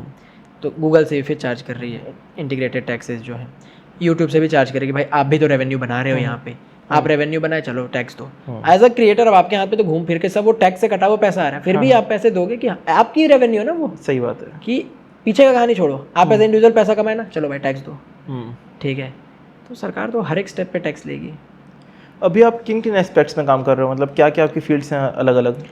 सी जो कोर इज माई म्यूजिक, ठीक है, आई एम मेकिंग म्यूजिक, गाने भी हैं सारे अच्छे चल रहे हैं, बहुत अच्छे चल रहे हैं, ठीक है, एवरेज हर महीना 7 लाख 8 लाख कभी मिलियन भी, इतना एवरेज हर महीने लिसनिंग जा रहा है, ठीक है, हर जो नया गाना आ रहा है लोग सुन रहे हैं, रील्स बना रहे हैं, वायरल हो रहे हैं, लास्ट 1 साल में बोलूँ तो मेरे 7 गाने वायरल रहे हैं, crossing 3.5 million streams on Spotify and 1.5 million on YouTube, ठीक है, और वो ग्रोइंग है, एवरीडे वो ग्रो कर रहा है, ठीक है, इसके अलावा तो म्यूज़िक तो है ही, इस पे और अगर हम आते हैं स्टेज वाइज, तो सबसे पहला जो स्टेप है गाना बनाने का, प्रोडक्शन का, तो वहाँ पे स्टूडियोज चेन्स हैं, ठीक है, तो मल्टीपल स्टूडियोज हम ओन कर रहे हैं कि आर्टिस्ट आ रहे हैं गाना बना रहे हैं, उनकी पॉकेट साइज़ के हिसाब से, ऑब्वियसली अगर मैं TLM U87 दे रहा हूँ तो उसके चार्जेस ज़्यादा होंगे, वो अकेले 2.5 लाख का माइक है ना, अगर वो मैं स्टूडियो पे लगा रहा हूँ तो सामने वाले से चार्ज भी ज़्यादा करूँगा, और अगर कोई चाह रहा है कि उसका कम बजट है और उसका गाना बन जाए, तो उसके लिए फिर हम रोड NT1 रखे हुए हैं, तो अलग अलग पॉकेट साइज़ के हिसाब से स्टूडियोज वर्क कर रहे हैं, है ना, कि जिसका जैसा बजट है वैसा आप प्रोडक्शन करा सकते हैं। सिर्फ दिल्ली बेस्ड अपने सारे स्टूडियोज? सारे स्टूडियो भी दिल्ली में हैं, रायपुर में हम स्टार्ट करने वाले हैं, विद नेक्स्ट 6 मंथ आ जाएगा, ठीक है, और धीरे धीरे और भी बाकी जगह एक्सपेंड कर रहे हैं। आप अपना लेबल खोलने जैसा कुछ नहीं सोचते हो कि अपना खुद का लेबल हो और उसी पे वर्क करें, सारे आर्टिस्ट को उसी में बुलाएं, उसी पे काम भी दें, उसी पे काम भी करें? मोर ऑफ लेबल में मैनेजमेंट पे ज़्यादा बिलीव करता हूँ, ठीक है, लेबल ओन करना, देन उस पर स्पेंड करना, ठीक है, आर्टिस्ट पे इन्वेस्टमेंट करना, अभी मोर ऑफ दैट मैं अपने म्यूज़िक पे, अपने क्रू पे, तो हमारा जो क्रू है CG हाउस, ठीक है, सो हम छत्तीसगढ़ को और छत्तीसगढ़ के आर्टिस्ट को, इसके कल्चर को, इसके म्यूज़िक को रिप्रेजेंट करते हैं छत्तीसगढ़ से बाहर, दिल्ली में, ठीक है, ऑल अराउंड वर्ल्ड, ग्लोबली, हम जहाँ भी जा रहे हैं परफॉर्म करें, we are representing Chhattisgarh from our crew CG house. So CG house अगर नाम की बात करें तो बहुत जैसा मैंने बताया साहित्य की दिमाग चलता है, तो it goes back to the freedom movement in 1936, जब इंडिया को रिप्रेजेंट कर रहे थे एनी बेसेंट और बाकी लोग जो लंदन में थे, ठीक है, उन्होंने जगह का नाम रखा था इंडिया हाउस। ओके, ठीक है। So what they were doing, representing India in Indian freedom movement out of India. मैं इंडिया में हल्ला कर रहा हूँ कि मैं आज़ाद देश हूँ, ठीक है, तो बाहर की उसी दुनिया को नहीं पता चल रहा है। तो मैं चाहता हूँ अगर दुनिया वालों को पता चले कि मैं एक इंडियन हूँ तो मुझे बाहर जाना पड़ेगा, और उन्होंने बाहर जाके इंडिया हाउस बनाया। सेम वे मैं छत्तीसगढ़ में छत्तीसगढ़ी म्यूजिक बना रहा हूँ तो छत्तीसगढ़ी लोगों तक सीमित हूँ, है ना। मैं छत्तीसगढ़ में रह के हल्ला कर रहा हूँ Chhattisgarhi music is doing this doing that. बाहर अगर बात नहीं पहुँच रही है, बाहर के लोग नहीं जान रहे तो क्या फ़ायदा। वी आर नॉट रिप्रेजेंटिंग ना, to represent we have to go out of our station. तो छत्तीसगढ़ से हम बाहर निकल रहे हैं, जब दिल्ली में हम अपना स्टूडियो बना रहे हैं, दिल्ली में हम शोज़ कर रहे हैं, वहाँ रिप्रेजेंट कर रहे हैं, तो हमें रिप्रेजेंट करने के लिए चाहिए कि हमारा नाम आए बाहर। अभी भी मैं अगर छत्तीसगढ़ का नाम लेता हूँ कि मैं छत्तीसगढ़ से हूँ, बहुत सारे लोग नहीं जानते हैं। बहुत लोगों को लगता है छत्तीसगढ़ बिहार में है, या उन्हें लगता है एमपी में है, उन्हें लगता है कोई डिस्ट्रिक्ट है, कोई शहर है, कोई गाँव है। सही में, बिल्कुल। मुझे ऐसा लगता है कि 25 साल हो गए इस स्टेट को बने, ये पढ़े, मुझे लगता है सब पढ़े लिखे ग्रेजुएट लोग हैं यार, ये बड़े अनपढ़ हैं। हाँ। इनको पता नहीं है छत्तीसगढ़ एक स्टेट है। 25 साल हो गए इंडिया के बीचों बीच। हाँ, और अच्छा खासा स्टेट है। और स्टिल ये बहुत बात होती है, मैं भी बहुत ज़्यादा इसके लिए कॉशन लेता हूँ कि भाई कभी भी अगर किसी मिनिस्टर के साथ बैठना होगा फ्यूचर में, सीएम सर के साथ बैठना होगा, ज़रूर इस चीज़ को रखूँगा मैं कि यहाँ पे उन चीज़ों को ऐसे प्रमोट किया जाए, यहाँ क्रिएटर्स को प्रमोट किया जाए कि कल के दिन छत्तीसगढ़ का नाम ऐसा हो जाए कि कहीं भी जाए लोग, कुछ लोग बल्कि रायपुर समझ जाते हैं, छत्तीसगढ़ नहीं समझते हैं। हाँ, रायपुर लोग जानते हैं, हाँ, पर छत्तीसगढ़ नहीं जानते हैं। तो उसका एक प्रमोशन बहुत ज़रूरी है, क्योंकि सिर्फ एक सिटी से इतने बड़े स्टेट की पहचान नहीं हो सकती है। मेन वो है कि जो स्टेट का पीआर है वो भी होना बहुत ज़रूरी है। आप अगर केरला की बात करोगे, केरला साउथ ऑफ इंडिया में है, हाँ, लेकिन मेरे को दिल्ली के मेट्रो स्टेशन में केरला टूरिज्म के होर्डिंग्स बैनर्स दिखेंगे। वो प्रमोट कर रहे हैं दिल्ली के मेट्रो स्टेशन में कि आओ केरला घूमने। क्यों हमारी गवर्नमेंट नहीं कर रही कि आओ बस्तर घूमने? बिल्कुल टूरिज्म प्रमोशन नहीं है, हमारा मेन पार्ट इतनी अच्छी, मतलब वही ना, क्यों प्रमोशन नहीं हो रहा है कि आओ मेन पार्ट घूमने? हाँ, मैंने छत्तीसगढ़ के बाहर कहीं नहीं देखा आज तक कि सेम कभी भी हो कि छत्तीसगढ़ गवर्नमेंट प्रमोट करे कि आओ मैन पार्ट घूमने, आओ बस्तर घूमने। ठीक है, हो सकता है वो कर रहे हो, बट मैंने कभी नहीं देखा। हाँ, तो मैं आधा से ज्यादा इंडिया घूम चुका हूँ। I am travelling every time. अभी भी मैं यहाँ पे भी अगर मैं 2 दिन पहले ट्रैवल करता हूँ, I am travelling almost every day. मैं 15 दिन महीने के ट्रैवल ही कर रहा हूँ। तो आधा देश घूम के भी मुझे अगर कहीं नहीं दिखा है तो मतलब कहीं तो गड़बड़ है, कुछ तो गड़बड़ है। बिल्कुल बिल्कुल। लोग नहीं जान रहे छत्तीसगढ़ को, हमारी जिम्मेदारी तो है, बट सरकार की बड़ी जिम्मेदारी है। हम लिमिटेड हैं, है ना, सरकार की पहुंच ज़्यादा है, बहुत ज़्यादा है। वो बाहर जाके बोल सकते हैं कि दिस इज छत्तीसगढ़, आप आओ घूमने। इंडिया से रिलेटेड एक शो आया था, उस पर मैं परफॉर्म करने गया था। हाँ। तो उस शो पे भी मतलब ऐसा था कि मेरे को पता था कॉमेडी के लिए जा रहा हूँ। 3-4 ऑडिशंस भेजे थे, सबसे खराब जो था उसको उन्होंने सेलेक्ट किया। एक्टिंग भेजा, सिंगिंग भेजा, सेलेक्ट उन्होंने रैप किया। मेरी रैप में एक्सपर्टीज़ नहीं है, मैं ऐसे ही लिख लेता हूँ, काइंड ऑफ वैसा है कि पोइट्री लिखना मेरे को पसंद है, पोइट्री अच्छी लिखता हूँ, और उसको मैं एक फ्लो में लिया, बोला चलो इसको रैप के फॉर्मेट में डालते हैं। तो उसको हम परफॉर्म करने वाला, उसी को सेलेक्ट किया गया। मेरे को लगा शायद अच्छा होगा, इसे सेलेक्ट किया। मैं पहुंच गया, लेकिन पता था कॉमेडी शो 2 एपिसोड तब तक आ चुके थे। लेकिन फिर भी मैंने रैप की स्टार्टिंग में CJ15 से ही स्टार्ट किया कि वहाँ पे भी उसकी पहचान वो चाहिए, और जिस भी तरीके से हो, शो कॉमेडी का ही है और उसी तरीके से वहाँ पे चीज़ें प्रमोट हो रही है, वहाँ उनको भी स्पॉन्सर्स मिल रहे हैं, तो उसी तरीके से हम अपने स्टेट को भी वहाँ जाके प्रमोट कर पाएं। बहुत ज़रूरी है प्रमोट करना। लाइक अगर हम सिद्धू मूसेवाले की बात करते हैं, हाँ, उन्होंने अपने मूसा गाँव को प्रमोट करा, ठीक है। डिवाइन, अगर डिवाइन 59 लिख रहा है, हर जगह कह रहा है गाने में, वो अपने वहाँ धारावी बस्ती 59 पिन कोड को रिप्रेजेंट कर रहा है ना। Everybody is representing. आर्टिस्ट हमेशा ही अपने मातृभूमि को रिप्रेजेंट करता है, कोशिश करता है कि लोग जाने, क्योंकि हमारी पहचान हमारी जड़ों से होती है ना। बिल्कुल। पेड़ के पत्ते आसमान में कितने भी दूर तक लहरा रहे, अगर कोई तना को ढूंढते हुए आएगा तो जड़ कहाँ तक फैले और जड़ कहाँ पे है, वहीं पे आएगा। तो बहुत ज़रूरी है कि हम अपनी जड़ों से जुड़े रहें। बिल्कुल, है ना। मैं भी जब दिल्ली में 2021 में गया, मैं पहली बार जब साइफर में गया, मैं बहुत एक्साइटेड था क्योंकि मेरे लिए नया साइफर क्या होता है पहले मेरे को ये बताओ। साइफर ओके, तो साइफर में कैसा होता है ना कि बहुत सारे आर्टिस्ट जो हैं, बीट बॉक्स है, हिप हॉप के 5 एलिमेंट्स हैं, ठीक है। रैपिंग, डीजेइंग, ठीक है, रैपिंग एमसिंग में आ जाता है, ठीक है, बीट बॉक्सिंग और B boying, hip hop dance होता है, ओके, ठीक है, सिंपल भाषा में, ठीक है। और देन द नॉलेज। तो हमारे हिप हॉप में नॉलेज को एक बहुत सिग्निफिकेंट प्लेस दिया गया है। नॉलेज के बहुत ज़रूरी है हमारे हिप हॉप में। अगर आप खुद नहीं लिखते हैं, आपको रिस्पेक्ट नहीं है। So a rapper should write himself, ठीक है। आपको आप कितना भी दिखावा कर लो एंड ऑल, अगर आप खुद नहीं लिख रहे हैं, आपको रिस्पेक्ट नहीं मिलेगी, है ना। हनी सिंह गाने खुद नहीं लिखते हैं, रैप्स इस में ये चीज़ है। के लिए बहुत समय, तो अगर आज भी लोग उन चीज़ को उसकी कॉल आउट करते हैं, ठीक हर है, कमेंट में दिखता है कि भाई आप खुद हाँ। अभी एक सॉन्ग आया था उनका, शायद लाल परी उन्होंने खुद लिखा है फाइनली, तो उसके बहुत सारे कमेंट्स है कि भाई थैंक यू लिखने के लिए, जैसा भी जो भी है, लेकिन खुद लिखो। हाँ, so Honey Singh is a very excellent producer, बहुत अच्छा आर्टिस्ट है, नो हिट, बट क्योंकि वो खुद नहीं लिखते हैं, उनको दशक हो गया अब तो हिट मिलते हुए, है ना। ट्रू। हम the beginning of his journey, जब उन्होंने पहले गाने वाले तब से लोग उसी को कॉल आउट कर रहे हैं कि आप खुद नहीं लिखते, है ना। तो रैपिंग इज समथिंग आप खुद लिख रहे हो, और आपके जितना नॉलेज है, आप जितना अच्छे से चीज़ें कर रहे हो, जान रहे हो, आप उतना अच्छा लिखोगे। और को सबसे अच्छा यही लगा था कि वहाँ वो पूरी जो नॉलेज है उसको लेके उन लोग इतने तगड़े तगड़े सॉन्ग्स एक प्लेटफॉर्म के लिए बना के छोड़ दिए, जो इंसान खुद को कितना ग्रो कर सकता था वो के लेवल के अंदर ही वो मासेस तक जा रहा है। Hip hop is growing with everything that is happening, hip hop is growing, है ना। Hip hop is the only community जो कि एक कम्युनिटी, एक बॉन्ड, एक जुड़ा हुआ है। आप इंडी म्यूजिक को आपस में ग्रो करते नहीं देखेंगे, एक म्यूजिशियन अब दूसरे को पुश कर रहा है, या उसका एक पूरा इकोसिस्टम है। There is no ecosystem for any other music genre, उन्होंने हमेशा अपने अपने में रहे, जो उनमें जो लीडर्स हैं, जो बड़े हैं आर्टिस्ट, उन्होंने कभी इकोसिस्टम बनाने की कोशिश नहीं करा। But hip hop is the only culture जो कि बहुत जुड़ा हुआ है, कलेक्टेड है, एक एक पेज, एक एक आर्टिस्ट, एक एक you know creator, everyone is associated. हाँ, बहुत ज़्यादा देखा हूँ मैं कि जब कोलैब भी होते हैं तो लोग नहीं देखते हैं किसी आर्टिस्ट का काम पसंद आया, कितना भी छोटा हो, रफ्तार भी कोलैब कर लेंगे अगर उसका कंटेंट पसंद आ रहा है तो। कहीं से भी कहीं भी का कोलैब आया गुस्ताखी पर्व और सिक्लॉट के साथ, ओके, ठीक है, और दोनों काफ़ी अच्छे आर्टिस्ट, बहुत अच्छे आर्टिस्ट हैं, है ना। HS12 का मिक्स टेप है टेक ओवर उस पर, तो बादशाह इज अ मतलब इंडिया के सबसे बड़े आर्टिस्ट में से एक है। एंड पर्व एंड सिक्लॉट they are growing artist, talented बहुत है, but in the term of numbers Badshah से तो बहुत छोटे हैं, बट स्टिल गाना अच्छा है, बादशाह को अच्छा लगा, ही कोलैबोरेटेड, और ये हमें मात्र DHH में देखने के लिए मिलेगा, देसी हिप हॉप।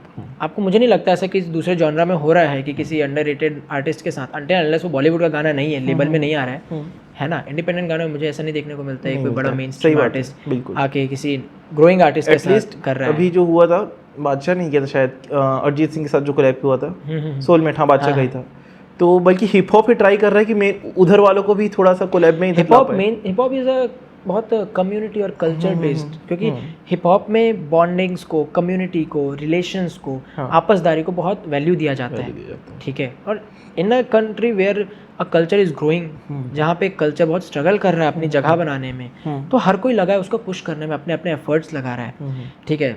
एवरीबडी, सबका बहुत सिग्निफिकेंट रोल है, बीट रफ्तार, बीट बोहेमिया, है ना, be it Baba Sehgal back in 1990s, ठीक है, जावेद जाफरी सर हैं, लाइक बहुत कम लोगों को पता है कि Javed Jaffrey was the you know is the pioneer of Indian hip hop, okay, ठीक है, like he was the first guy जो उस चीज़ को यहाँ लेके आए हैं from B boying and other elements, है ना। देन बाबा सहगल का 1992 पे, if I am not wrong, उसी टाइम पे पहला गाना आया ठंडा पानी, ठीक है, पहला रैप था इंडिया का।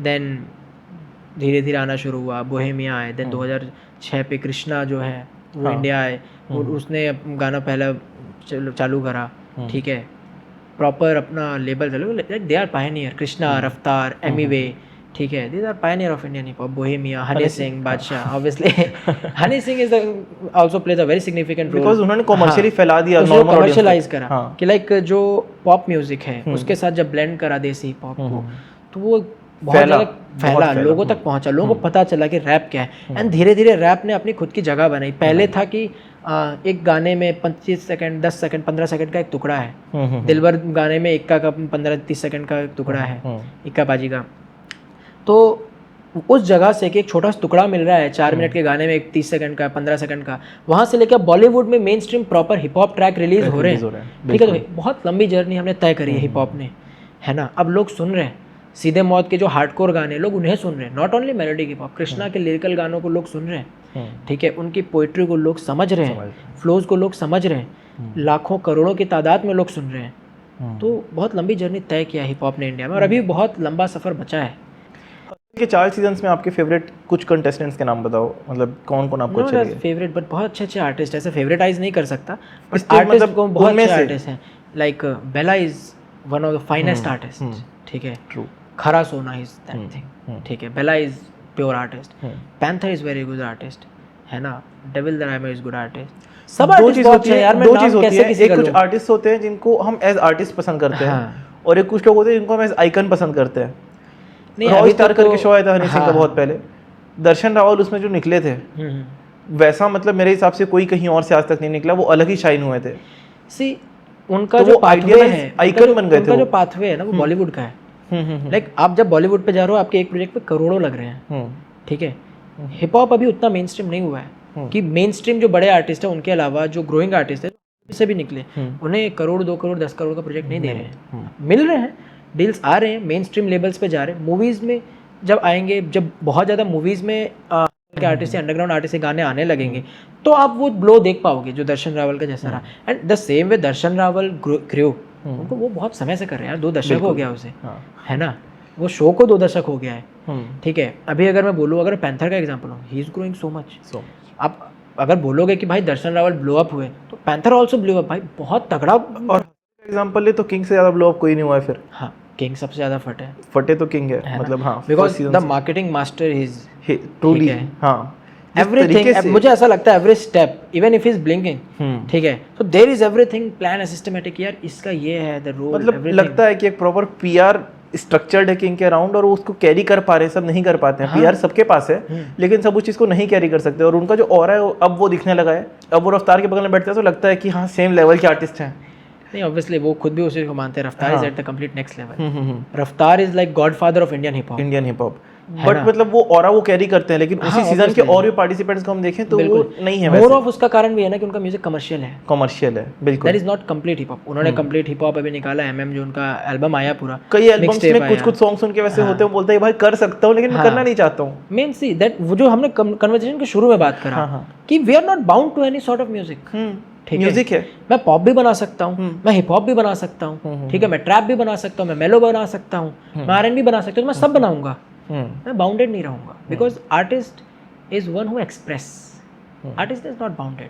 आज आर्टिस्ट एक ऐसा बागी है, एक आज़ाद पंछी है जो कि वो ऑलरेडी समाज के जो नियम कायदे कानून है उनसे, उन नियमों को, उन रास्तों को तोड़ के अपना रास्ता बना के निकला, आप उसको कैसे बांध सकते हो। और रीज़न इसका ये है कि हिप हॉप वाले जिनको नॉलेज है, फॉर एग्जांपल यू, वही लोग समझ सकते हैं कि हाँ प्रॉपर हिप हॉप हो रहा है कि नहीं। हमारी जैसे ऑडियंस जो है, जो सिर्फ सुन के अच्छा लगने के लिए, म्यूजिक का बेसिक पर्पस वही है कि जो हमारे ईयर्स को सूट कर रहा है, माइंड को फ्रेश कर रहा है। बिल्कुल बिल्कुल। तो फॉर दैट मेरे हिसाब से मेरे फेवरेट आर्टिस्ट मैं बोलूँगा आज के डेट पे किंग है। एक समय पे हनी सिंह थे, अभी वो किंग है। पिछले मतलब 3-4 सालों से उनके जो भी एल्बम्स आए हैं, डेफिनेटली जिम में लगातार वही सुन रहा होता हूं। वो फेवरेट है, हाँ, बिकॉज हार्डकोर म्यूजिक भी अच्छा दे रहे हैं, लिरिकल गाने भी अच्छे दे, कमर्शियल बहुत अच्छे दे रहे हैं, है ना, बहुत अच्छे लगते हैं। मतलब उनके लिरिसिज्म है, जो इस तरीके से फ्लोज हैं, हर सॉन्ग का अलग कंपोजिशन।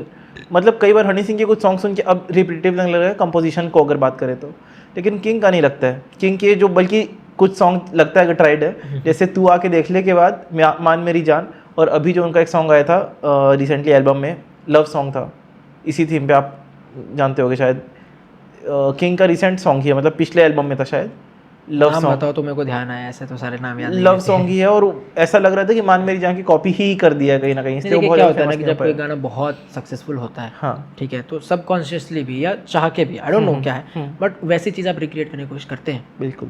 मैं बहुत ब्लंटली अगर बोलूँ, मेरा अगर कागज़ वायरल हुआ है, ठीक है, तो जब मैं कागज़ 2 बना रहा था अपनी एल्बम के लिए, तो आई थॉट कि मैं वैसा कुछ बनाऊँ, हाँ, है ना, दैट वाज द अंदर की चीज़ है कि हाँ होती है कि यार वो चीज़ फटा था, वैसे चीज़ फिर बनाऊँ, हाँ, है ना, वो चीज़ ब्लो अप जाएगा। बिकॉज एट द एंड अगर आपके माइंड में एक बार भी आया कि आप म्यूजिक से पैसा कमाना, it's a business, and business में आप अगर देख रहे हो कि फॉर एग्जांपल तुम्हारी बात, अगर एक पॉडकास्ट है, एक चीज़ है, वो फट रहा है उस तरह का, तो उसी टॉपिक पे आप उस टॉपिक फिर और छेड़ोगे ना बात, बिल्कुल, है ना, तो वो तो स्वाभाविक है, इट्स ह्यूमन नेचर। सही बात है। तो अगर आपको ऐसा लग रहा है कि उस तरह का गाना है, तो हाँ, हो सकता है प्लान्ड हो, या हो सकता है कि सबकॉन्शियसली आया हो, है ना, इट कुड बी एनीथिंग। अभी मतलब आप इतनी लंबी जर्नी फॉलो करके आए हो, अभी बहुत जर्नी बची भी हुई है, अभी तो शुरुआत लेकिन है। आपके नीचे अभी बहुत लोग हैं, जहाँ तक आप पहुँचे वहाँ तक पहुँचने के लिए बहुत लोग लुकअप करेंगे आपको। उन लोगों के लिए क्या एडवाइस है जिन्हों को अपने 13, 14, 50s, 18s, 20s में भी हैं, कि क्या एडवाइस होगी एक बड़े भाई के रूप में जो अभी उनको करना चाहिए इस पाथवे तक पहुँचने के लिए, या फिर कुछ गलतियाँ जो आपने की हो जो वो ना करें? सबसे पहले समझना ज़रूरी है और प्लान करना ज़रूरी है कि हम म्यूज़िक में हैं, क्या क्या कर रहे हैं, कैसे कैसे होगा, ठीक है। आपका क्राफ्ट बेहतर होना ज़रूरी है, और सबसे पहले ज़रूरी है आप शुरू करें, आप पब्लिक के बीच में रखें, आपको क्रिटिसाइज़ किया जाएगा, ये कमी है, accept those thing, work on those thing, फिर सामने आओ, फिर अच्छी चीज़ लेके आओ। शुरू में मुझे बहुत क्रिटिसाइज़ किया गया मेरे ऑफ बीट होने के लिए, आई वर्कड ऑन दैट, ठीक है, डिलीवरी के लिए आई वर्कड ऑन दैट, मुझे बोला गया कि यार मिक्सिंग अच्छा नहीं जा रहा है, आई केप्ट ऑन चेंजिंग, मैं खुद भी धीरे धीरे सीखा उस चीज़ को, ठीक है, अब वो भी बेहतर हो। तो एवरी टाइम जब भी हम गाना रिलीज़ कर रहे हैं कुछ ना कुछ कमी होगा। अगर आप परफेक्शनिस्ट बन के अपने लैपटॉप में अपना 10 वर्जन रख के रखेंगे अपने गाने का, तो आपका गाना कभी बाहर नहीं निकल पाएगा। सही बात है। रिस्क लेना पड़ेगा गाना बाहर लाने का, आप रिस्क लो, आप बाहर लेके आओ, ज़्यादा से ज़्यादा क्या होगा, ब्लो अप होगा या तो फ्लॉप होगा, है ना, और कुछ थोड़ी हो सकता है। या तो लोग गाली देंगे या सराहेंगे। सही बात, सराहेंगे अच्छी बात है, गाली दे रहे हैं ठीक है भाई, क्या कमी है, फिर उस पर काम करो। हाँ, और ये बहुत लोग मिस्टेक करते हैं कि भाई जब अच्छा बनेगा तभी अपलोड करेंगे, तब तक रख रहे हैं 10 गाने 15 गाने। नहीं भाई डाल दो ना पब्लिक के सामने, डालो, हाँ ठीक है।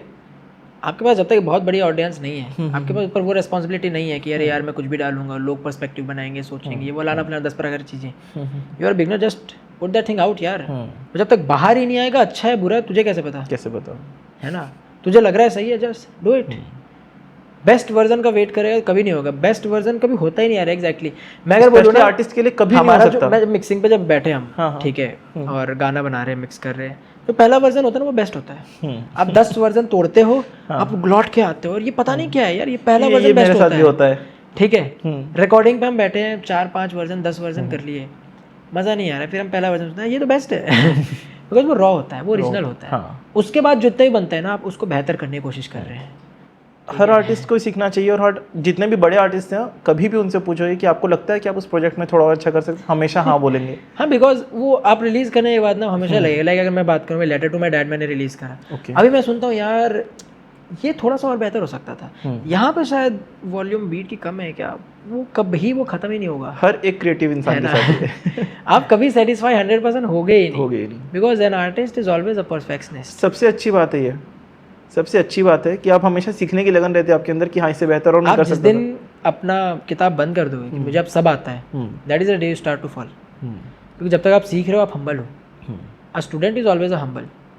जब स्टूडेंट को लगने लगता है कि मैं प्रोफेशनल, फिर उसमें एरोगेंस आता है। सही बात है, ठीक है। तो अगर आपको लग रहा है कि आप परफेक्ट हो तो कॉन्ग्रेचुलेशन, आपने अपने सफ़र को ख़त्म कर लिया है, अब आपका डाउनफॉल शुरू हो रहा है। मेरा ये मानना है, you have to keep learning every day, because आज से अगर मैं बोलूँ 100 साल पहले, आइंस्टाइन वॉज जीनियस, बिल्कुल, ठीक है, बहुत जीनियस इंसान, बट उन्होंने भी ये नहीं सोचा होगा ना यार कि मैं जस्ट फ़ोन में टैप इन करूँगा और मेरा ये इमेज है और ये इसका गिबली वर्जन बन जाए। That time this knowledge was unknown. Like अगर नॉलेज की बात करूँ, मैंने अभी रिसेंटली पढ़ा था, knowledge is of 3 type, known unknown and unknown unknown. Known है, हमें पता है, ठीक है, सूरज इधर से आता है, ठीक है, हम रोटेट कर रहा है, ये पानी है ना। नोन है, हमें नॉलेज पता है, ठीक है। नोन अननोन, लाइक हमें पता है ब्लैक होल है, पर अंदर क्या हमें नहीं पता। हमें पता डार्क मैटर होता है, क्या है कैसा है नहीं पता।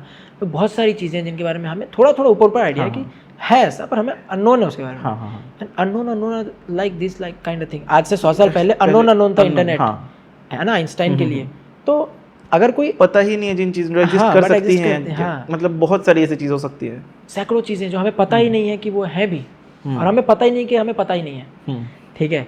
तो अगर आइंस्टाइन घमंड करता है कि मुझे दुनिया का सबसे ज़्यादा नॉलेज है, तो आज के डेट में अगर मैं उसको जज करूँ, बोला अरे ये गधा है यार, उसको पता ही ना इंटरनेट नहीं है, you can never be most intelligent, the most perfect, the best guy in the world, because evolve हो रहा है दुनिया, आपसे ही सीख के लोग आपसे बेहतर बनेंगे, है ना। तो यू कैन बी एरोगेंट और समथिंग लाइक नहीं आई एम द बेस्ट, मुझे सब आता है, आई एम द परफेक्ट। नहीं, आपसे भी परफेक्ट है। आपने दुनिया थोड़ी देखी है, कम देखा है, इसका मतलब ये थोड़ी है कि यही दुनिया है, यही दुनिया। आपको अंबिकापुर में बैठा है और वो सोच रहा है कि यार मैं तो दुनिया का बेस्ट सिंगर हूँ, वो अंबिकापुर से बाहर कभी निकला ही नहीं है। अंबिकापुर में से खूब तारीफ कर रहे हैं लोग, पर जैसे वो बाहर निकलता है उसे देख रहे हैं, अरे यार ये तो मेरे से अच्छा गा रहा है, है ना, वो टूट जाएगा फिर वहाँ पे, अरे यार मैं तो अच्छा कर नहीं रहा हूँ, सेल्फ डाउट में चला जाएगा। लाइक रिसेंटली मेरे को याद है, अभी रफ्तार भैया ने इस पे कहा था, हिप हॉप इन इंडिया करके एक डांस शो था, अच्छा है ना, हाँ देखा मैंने, है ना। उस पर रफ्तार भैया ने कहा था कि लाइक जो बार बार हार रहा है उसे एक जीत भी जोड़ देती है, और जो बार बार जीत रहा है उसे एक हार भी तोड़ देती है ना, ऐसा कुछ था। तो लाइक ये है कि आपको चलते रहना है, करते रहना है ना। Learning is a part of process यार, you can never learn everything, possible ही नहीं है, बहुत बड़ी दुनिया है, सही बात है। हमेशा कुछ ना कुछ होगा जो आपको नहीं मालूम होगा, तो एरोगेंस किस बात का रखना। अगर आप अभी दिल्ली भी आते हो, मेरे ऑफिस में देखोगे, नहीं भी तो कम से कम 300 किताबें पढ़ी मिलेंगी, ठीक है। कोई आर्टिस्ट आ रहा है, मैं एक किताब दे के जा रहा हूँ, ये लो ये पढ़ो, ये इस फील्ड में है, तुम्हारे से जुड़ा हुआ है, ये अच्छी किताब है। और सारे तरह की, फिर वो साहित्य हो, वो बिजनेस से रिलेटेड। पूरी पढ़ पाते हो आप, मतलब पूरी बुक्स कंप्लीट करते हो? हाँ, कि आधी छोड़ते हो? आधा क्यों छोड़ूंगा, आधा छोड़ दूंगा तो आगे की कहानी कैसे पता चलेगी? बुक नहीं हूँ और आगे की बात कैसे पता चलेगी? मैं कोई बुक स्टार्ट करता हूँ, मैं आधी तक ही पढ़ पाता हूँ। स्पेन बहुत छोटा है ना। नहीं, एक बार मैं नहीं पढ़ता हूँ, फिर भी ऐसा है कि अलग-अलग ब्रेक्स में पढ़ रहा हूँ। ऑब्वियसली कोई भी इंसान लेकिन अगर फिर भी 400 मतलब पढ़ने ऐसा की है किताब एक बार नहीं कि आज पढ़ता तक है। एक भी बुक कंप्लीट नहीं कर पाया हूँ मैं, मतलब कोशिश ही 3-4 की है। तो मतलब छोटी किताबों से शुरू करो, एक साथ 1000 पन्ने की किताब मत पकड़ो छोटी किताबों से शुरू करो, फिर वो खुद में आएगा ना, खुद में एक डोपामिन रिलीज होगा, मैंने कंप्लीट कर लिया। हाँ, सही बात। कहानी की किताबों से शुरू करो, नॉवेल्स तो आधे में नहीं छोड़ोगे ना यार, पता कैसे चलेगा आगे क्या हुआ। अभी तो एक अपना ऑडियो बुक्स की समरीज आने लगी हैं। हाँ, मैं बहुत खिलाफ हूँ उसके मैं वही सुन मुझे लेता लगता है कि मुझे ऐसा लगता है कि आप एक पेड़ का बस एक फल खा पा रहे हो, आप उस पूरे पेड़ को जान नहीं पा रहे हो। जो ज्ञान का बहुत सागर किसी इंसान की पूरी ज़िंदगी का अनुभव है ना। इंसान जब एक किताब लिखता है तो अपने अनुभवों का रस पूरा निकाल के उसमें डालता है। तो आप पूरे एक बॉटल में से एक ढक्कन पी के आपको लगेगा आप सब जान रहे हो, तो कैसे आप सब जान रहे हो? किसी इंसान ने कुछ सोच के उतना लिखा है ना अपना कुछ। लाइक अगर म्यूज़िक बिजनेस की बात करें तो म्यूज़िक बिजनेस पे भी मैं अभी एक किताब लेके आ रहा हूँ। आप खुद म्यूज़िक एंड बिजनेस, मैं लिखता भी हूँ यार ये भी एक एस्पेक्ट है। ठीक है, सो हम यहाँ फोकस करते हैं आर्टिस्ट के ग्रोथ पे, बिल्डिंग पे। ठीक है, एक इंडिपेंडेंट आर्टिस्ट को वो सारा नॉलेज नहीं है शायद जो मुझे है, ठीक है, मैक्सिमम टाइम वो ग्रो कर रहा है, तो हम अपने नॉलेज से, अपने अनुभव से उसे हेल्प करते हैं। ठीक है, KMF मीडिया में हम कर रहे हैं काम मार्केटिंग का, गानों की मार्केटिंग का, आर्टिस्ट के ब्रांडिंग का, गाने की ब्रांडिंग का, ताकि वो ज़्यादा से ज़्यादा लोगों तक पहुँचे, मासेस तक पहुँचे। प्रतिदिन इंडिया अकेले में कम से कम 1 लाख गाने रिलीज़ हो रहे हैं प्रतिदिन, मिनिमम बता रहा हूँ। ओके, जो डिस्ट्रीब्यूशन पे जा रहे हैं, यूट्यूब पे बस जा रहे हैं, उनका तो कोई कैलकुलेशन नहीं है। ठीक है, जब हम एज ए डिस्ट्रीब्यूटर, हम जब 4 डिस्ट्रीब्यूटर अलग अलग कंपनीज़ के CEOs और ओनर्स बैठ रहे हैं, हम एक आइडिया लगा रहे हैं, एक एस्टिमेट लगा रहे हैं। स्पॉटिफाई जो डाटा रिलीज़ कर रहा है, यूट्यूब कैसे डाटा रिलीज़ करेगा पर डे गाने कितने आ रहे हैं, वो तो वीडियोज़ हैं, है ना, सब कॉमन। बट हम जब स्पॉटिफाई की बात कर रहे हैं, एवरी डे ऑलमोस्ट 1 लाख गाने रिलीज़ हो रहे हैं। मैं कहता हूँ 1 लाख में मात्र 10% भी बहुत अच्छे गाने हैं, 10,000 गाने हैं। तो क्या आप एज अ कंज्यूमर 10,000 गाने कंज्यूम कर पाओगे? क्या आपके पास 10,000 गाने रोज़ पहुँच पा रहे हैं? नहीं। तो केवल अच्छा गाना बनाना इज़ नॉट इनफ, वो लोगों तक पहुंचाना पड़ेगा। तो marketing plays a very significant role. गानों की मार्केटिंग बहुत ज़रूरी है। बीच में बहुत बड़ा एक मिथ रहा था कि ऑर्गेनिक वर्सेस इनऑर्गेनिक, लोगों को लगने लगा था अगर अपने आप गाने मार्केट कर रहे हो, उन पे एड्स रन कर रहे हो या उससे इन्फ्लुएंसर से प्रमोट करा रहे, दैट इज़ इनऑर्गेनिक, वैसा नहीं करना चाहिए। नहीं यार, that is a tool, that is a legitimate tool जिससे कि लोगों तक पहुँचे। Like if I am a manufacturer, मैंने एक फेस वॉश बनाया, ऐसा फेस वॉश की ऐसा एक चुटकी में पिंपल खत्म हो जाए, एक चुटकी में एक्ने खत्म हो जाए। ठीक है, मैंने रिसर्च करा, मैंने मेहनत करा, खर्चा करा, बनाया, बहुत बेहतरीन पैकेजिंग में सब सुन। अब मैं सोच रहा हूँ मैंने फैक्ट्री में बना के रख दिया, बिक जाए अपने आप, नहीं बिकेगा। अगर बिक रहा होता, दुनिया का कोई ब्रांड, कोई कंपनी एडवर्टाइजमेंट में अपने कंपनी के रेवेन्यू का 30% 40% खर्चा नहीं कर रही होती। Coca Cola spend 66% of its total revenue in marketing only. ठीक है, तो गानों का मासेस तक पहुंचना बहुत ज़रूरी है। आप इसका ऐसे जुआ नहीं खेल सकते ना कि यार बस डाल के छोड़ दूँ यूट्यूब पे या इंस्टाग्राम पे, आउट ऑफ नोवेयर हो सकता है कोई गाना ऐसा आउट ऑफ नोवेयर वायरल हो जाए, होते भी हैं, बट आप उसके भरोसे नहीं बैठ सकते। तो आपके पास पैसे नहीं है तो आप एफर्ट लगाओ, आप कंटेंट बनाओ, आप रील बनाओ, अपने गाने पे खुद बनाओ कंटेंट बनाओ। हो सकता है उसमें तो कोई वायरल हो जाए और आपका गाना फट जाए, है ना। आपके पास पैसे अगर हैं, आप एफर्ट कर सकते हैं, तो आप फिर प्रमोट करो उसको। प्रमोट कैसे करेंगे? तो फिर हमारी कंपनी का रोल वहाँ पे आता है। Like we strategize, we plan कि गाने का जॉनरा ऐसा है, बजट ये है, आर्टिस्ट का पर्सोना ऐसा, इस तरह से रिप्रेजेंट करना है, गाना इस तरह का, ये टारगेट ऑडियंस है, सब प्लान करके कि ठीक है अगर इतने का बजट है तो रील्स पे जाएगा कितना, प्लेलिस्टिंग पे कितना जाएगा, एड्स पे कितना जाएगा, अलग अलग प्लेटफॉर्म, तो बहुत सारे टूल्स हैं। ठीक है, और अगर हमारी कंपनी की बात करें तो अब तक हमने 10,000 से ज़्यादा गानों प्रमोट करे हैं। ओके, 1000 से ज़्यादा आर्टिस्ट के लिए काम करा है, ऑलमोस्ट सारे मेन स्ट्रीम लेबल्स के साथ काम करा है।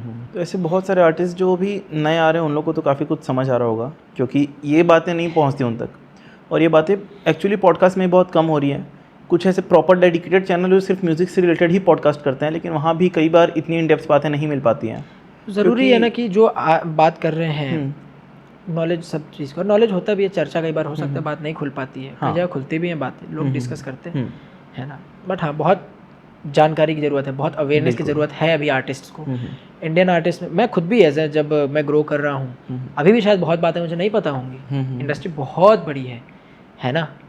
और मेरे जर्नी में मैं भी एक स्टेज पे जब मुझे ये तक नहीं पता था कि यार गाने डलने कैसे हैं है ना। बट ये चीज़ कभी किसी आर्टिस्ट को नहीं करना है कि आपके पास कोई नॉलेज हो। मेरे साथ हुआ कि लाइक ही वाज लाइक कि नहीं यार गाना अच्छा है अपने आप हो जाएगा। नहीं यार, you could have told me. Like मैं शाउट आउट देना चाहूँगा, ठीक है। के सिंह थे रैपर, है ना, तो छत्तीसगढ़ का ही रैपर है। अभी वो गाने काफ़ी समय से उन्होंने नहीं डाला है, थोड़ा इनकन्सिस्टेंट है। बट उन्होंने मुझे पहली बार बताया कि अच्छा भाई तू गाने ऐसे खुद से डाल सकता है। तो मैं बहुत ग्रेटफुल हूँ लाइफ टाइम के लिए कि he introduced me to this distribution atmosphere, कि ऐसा कुछ होता है ना। तब फिर मैं उसके बारे में और जाना। और आज के डेट में हमारी खुद की कंपनी इंडिया में इतना कर रही है, हम रेगुलरली लगे, हम सीरीज़ निकाल रहे हैं रेगुलरली कि लोगों तक जाए, वो अवेयर हों राइट्स के बारे में। मैं कोर्सेज़ लॉन्च कर रहा हूँ, है ना, और इंडिपेंडेंट आर्टिस्ट को कोर्सेज़ भी दे रहा हूँ कि लाइक आप म्यूज़िक बिजनेस के बारे में जानें।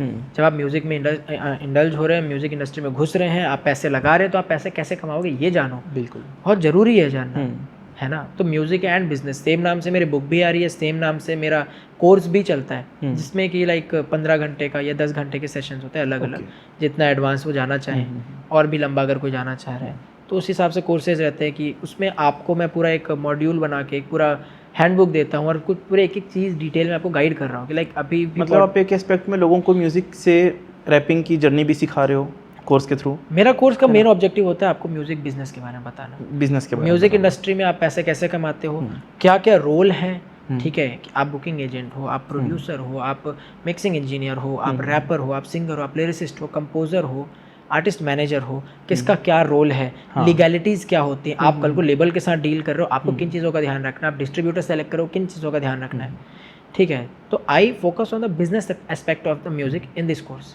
क्योंकि म्यूज़िक प्रोड्यूस करने के लिए, सिखाने के लिए बहुत लोग हैं, गाना कैसे गाना है, रैप कैसे करना लिखना है, बहुत लोग सिखा रहे हैं। मुझे लगता है म्यूज़िक बिजनेस के बारे में बातें नहीं हो रही हैं, तो अपने चैनल के थ्रू भी, अपने कंटेंट के थ्रू भी, अपने कम्युनिकेशन के थ्रू भी, इधर दिस पॉडकास्ट, और जब आर्टिस्ट के साथ मैं डायरेक्ट भी बात करूँ, जितने आर्टिस्ट मेरे साथ जुड़े हैं, अगर वो देख रहे हैं, वो ये चीज़ को क्या कहते हैं, अप्रूव करें कि हाँ भाई हमारे साथ बात करता है ये आदमी, 4 घंटे अगर बात हुई है, धंधे की बात शायद आधे घंटे ही होगी, वो बाकी 3.5 घंटे उस आदमी ने कुछ सिखाया है। बिल्कुल, मेरे घर पे स्टूडियो पे कोई आ रहा है, आई वेलकम देम, और उनके साथ ही बात होता है तो वो यही फीडबैक के साथ जाते हैं कि हम कुछ सीख के जा रहे हैं। एंड आई ऑलवेज ट्राई कि मेरे साथ कोई बैठा है बात करे, वो भी कुछ सीख के जाए, क्योंकि बहुत ज़रूरी है। नॉलेज जो है वो बहुत हेल्प करेगा अगले आर्टिस्ट को, अगली जनरेशन को, हमारे साथ के भी आर्टिस्ट को ग्रो करने में। तो आर्टिस्ट को पता ही नहीं है कि मैं पैसे कैसे बनाऊंगा। They are investing heftily on music videos, on music production, audio production, ठीक है, अपने ब्रांडिंग में, मार्केटिंग में, बट उनको पता ही नहीं है पैसा कैसे बन रहा है। तो फिर वहाँ पे वो मार खा जाते हैं। मैं ऐसे दर्जनों लाखों आर्टिस्ट आप देख लोगे दुनिया में, निकलोगे सैकड़ों आर्टिस्ट मिलेंगे जो शुरू करते हैं बट फिर छोड़ देते हैं क्योंकि रेवेन्यू नहीं निकलता है।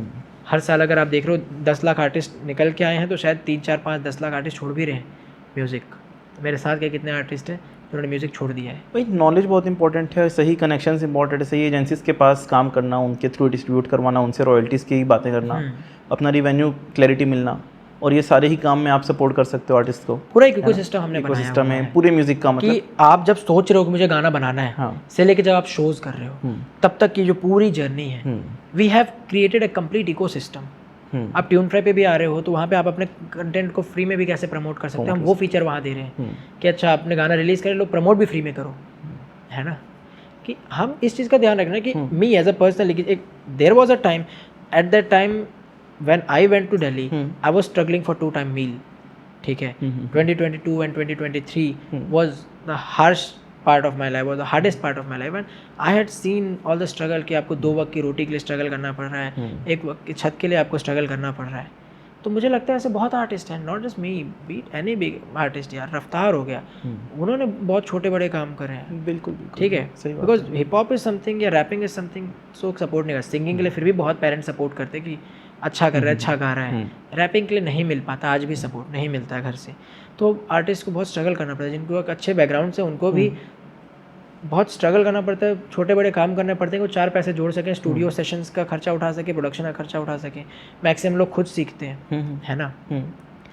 तो जब मैं देखता हूँ कि मैं भी इस जर्नी से आ रहा हूँ जहाँ पे 2 वक्त की रोटी बहुत मुश्किल से आ रही है, तो ऐसे बहुत आर्टिस्ट है ना, और हर चीज़ अगर बस पैसे कमाने के लिए रखूँगा तो what I am doing for the industry, है ना। सही बात है। सो लाइक आप केवल कैपिटलिस्ट नहीं बन सकते, आपको सोशियो कैपिटलिस्ट बनना पड़ेगा, तब आपकी कम्युनिटी, आपके लोग ग्रो करते हैं। आप केवल खुद ग्रो करने का सोचें कि नहीं मैं तो बस चार्ज करूँ भाई, है ना, तो आपका इन्वायरमेंट बड़ा नहीं होता है, आप ग्रो नहीं करते। बिल्कुल बिल्कुल सही। क्योंकि एक समय के बाद मुझे ऐसा लगता है कि जब बहुत पैसा हो जाता है, हाँ, तो आपको लगता है कि ये इसका कोई वैल्यू नहीं है, और आप वहाँ तक पहुँचो उसके पहले अच्छा है कि आपके पास लोग हों, दुनिया हो, है ना, आप लोगों के लिए कुछ करें, बहुत ज़रूरी है। अभी जो रिसर्च मेरा चल रहा है, लाइक काफ़ी समय से मेरे भी नोन के जो रिलेटिव्स हैं या बहुत सारे जो परिचय के बहुत सारे दोस्त भी हैं, अल्कोहल पे, शराब पे बहुत लत लगी हुई है, घर पे लोग परेशान हैं, है ना, शराब से सभी परेशान हैं, बट शराब हर घर में घुस चुका है छत्तीसगढ़ में, और ये जो पूरा बेल्ट है हमारा बहुत ज़्यादा है, हर जगह ही शराब बहुत ज़्यादा है। तो लास्ट 6 महीने से मैं और मेरे साथ जो है गोल्ड डोज, जो मैंने CG हाउस क्रू बता रहा था, तो हम सब लगे हुए हैं कि मैं और गोल्ड भाई की हम आयुर्वेद की हेल्प से, है ना, नेचुरल चीज़ों की हेल्प से हम दवाइयों पे ना जाएं, है ना, और दवाई सक्सेसफुल ज़्यादा कुछ रहा भी नहीं है, बॉडी डिटॉक्स करके, सही बात है ना, हम ऐसे चीज़ें बनाएं जिससे कि शराब पीने की इच्छा ख़त्म हो। हम इच्छा पे फोकस कर रहे हैं कि आपकी इच्छा ख़त्म हो जाए शराब पीने, तो उस पर ही फोकस कर रहे हैं। रियल इस्टेट पे भी हम लगे हुए हैं, है ना, उस पर भी प्रॉपर्टीज़ और इन्वेस्टमेंट एंड ऑल, तो देयर आर मल्टीपल एस्पेक्ट। शायद अगली बार हम जब बैठे तब अभी हम 4-5 बिजनेसेस में हैं, तब शायद 10-15 पे हो जाए, या शायद मैं रिटायर हो चुका हूँ। मेरा रिटायरमेंट प्लान भी बहुत जल्दी का है। बढ़िया है। नहीं, मेरा ये ना कि सारा फिर बिजनेस ऑटोमेट हो जाएगा, मुझे नहीं करना है, सही बात है। मुझे बस म्यूजिक पे फिर फोकस करना है, बिकॉज ये सारा कुछ करने का मेन ऑब्जेक्टिव था गाने बनाना। आई स्टेप्ड इनटू बिजनेस क्योंकि पैसे चाहिए थे गाने बनाने के लिए, गाने प्रमोट करने के लिए।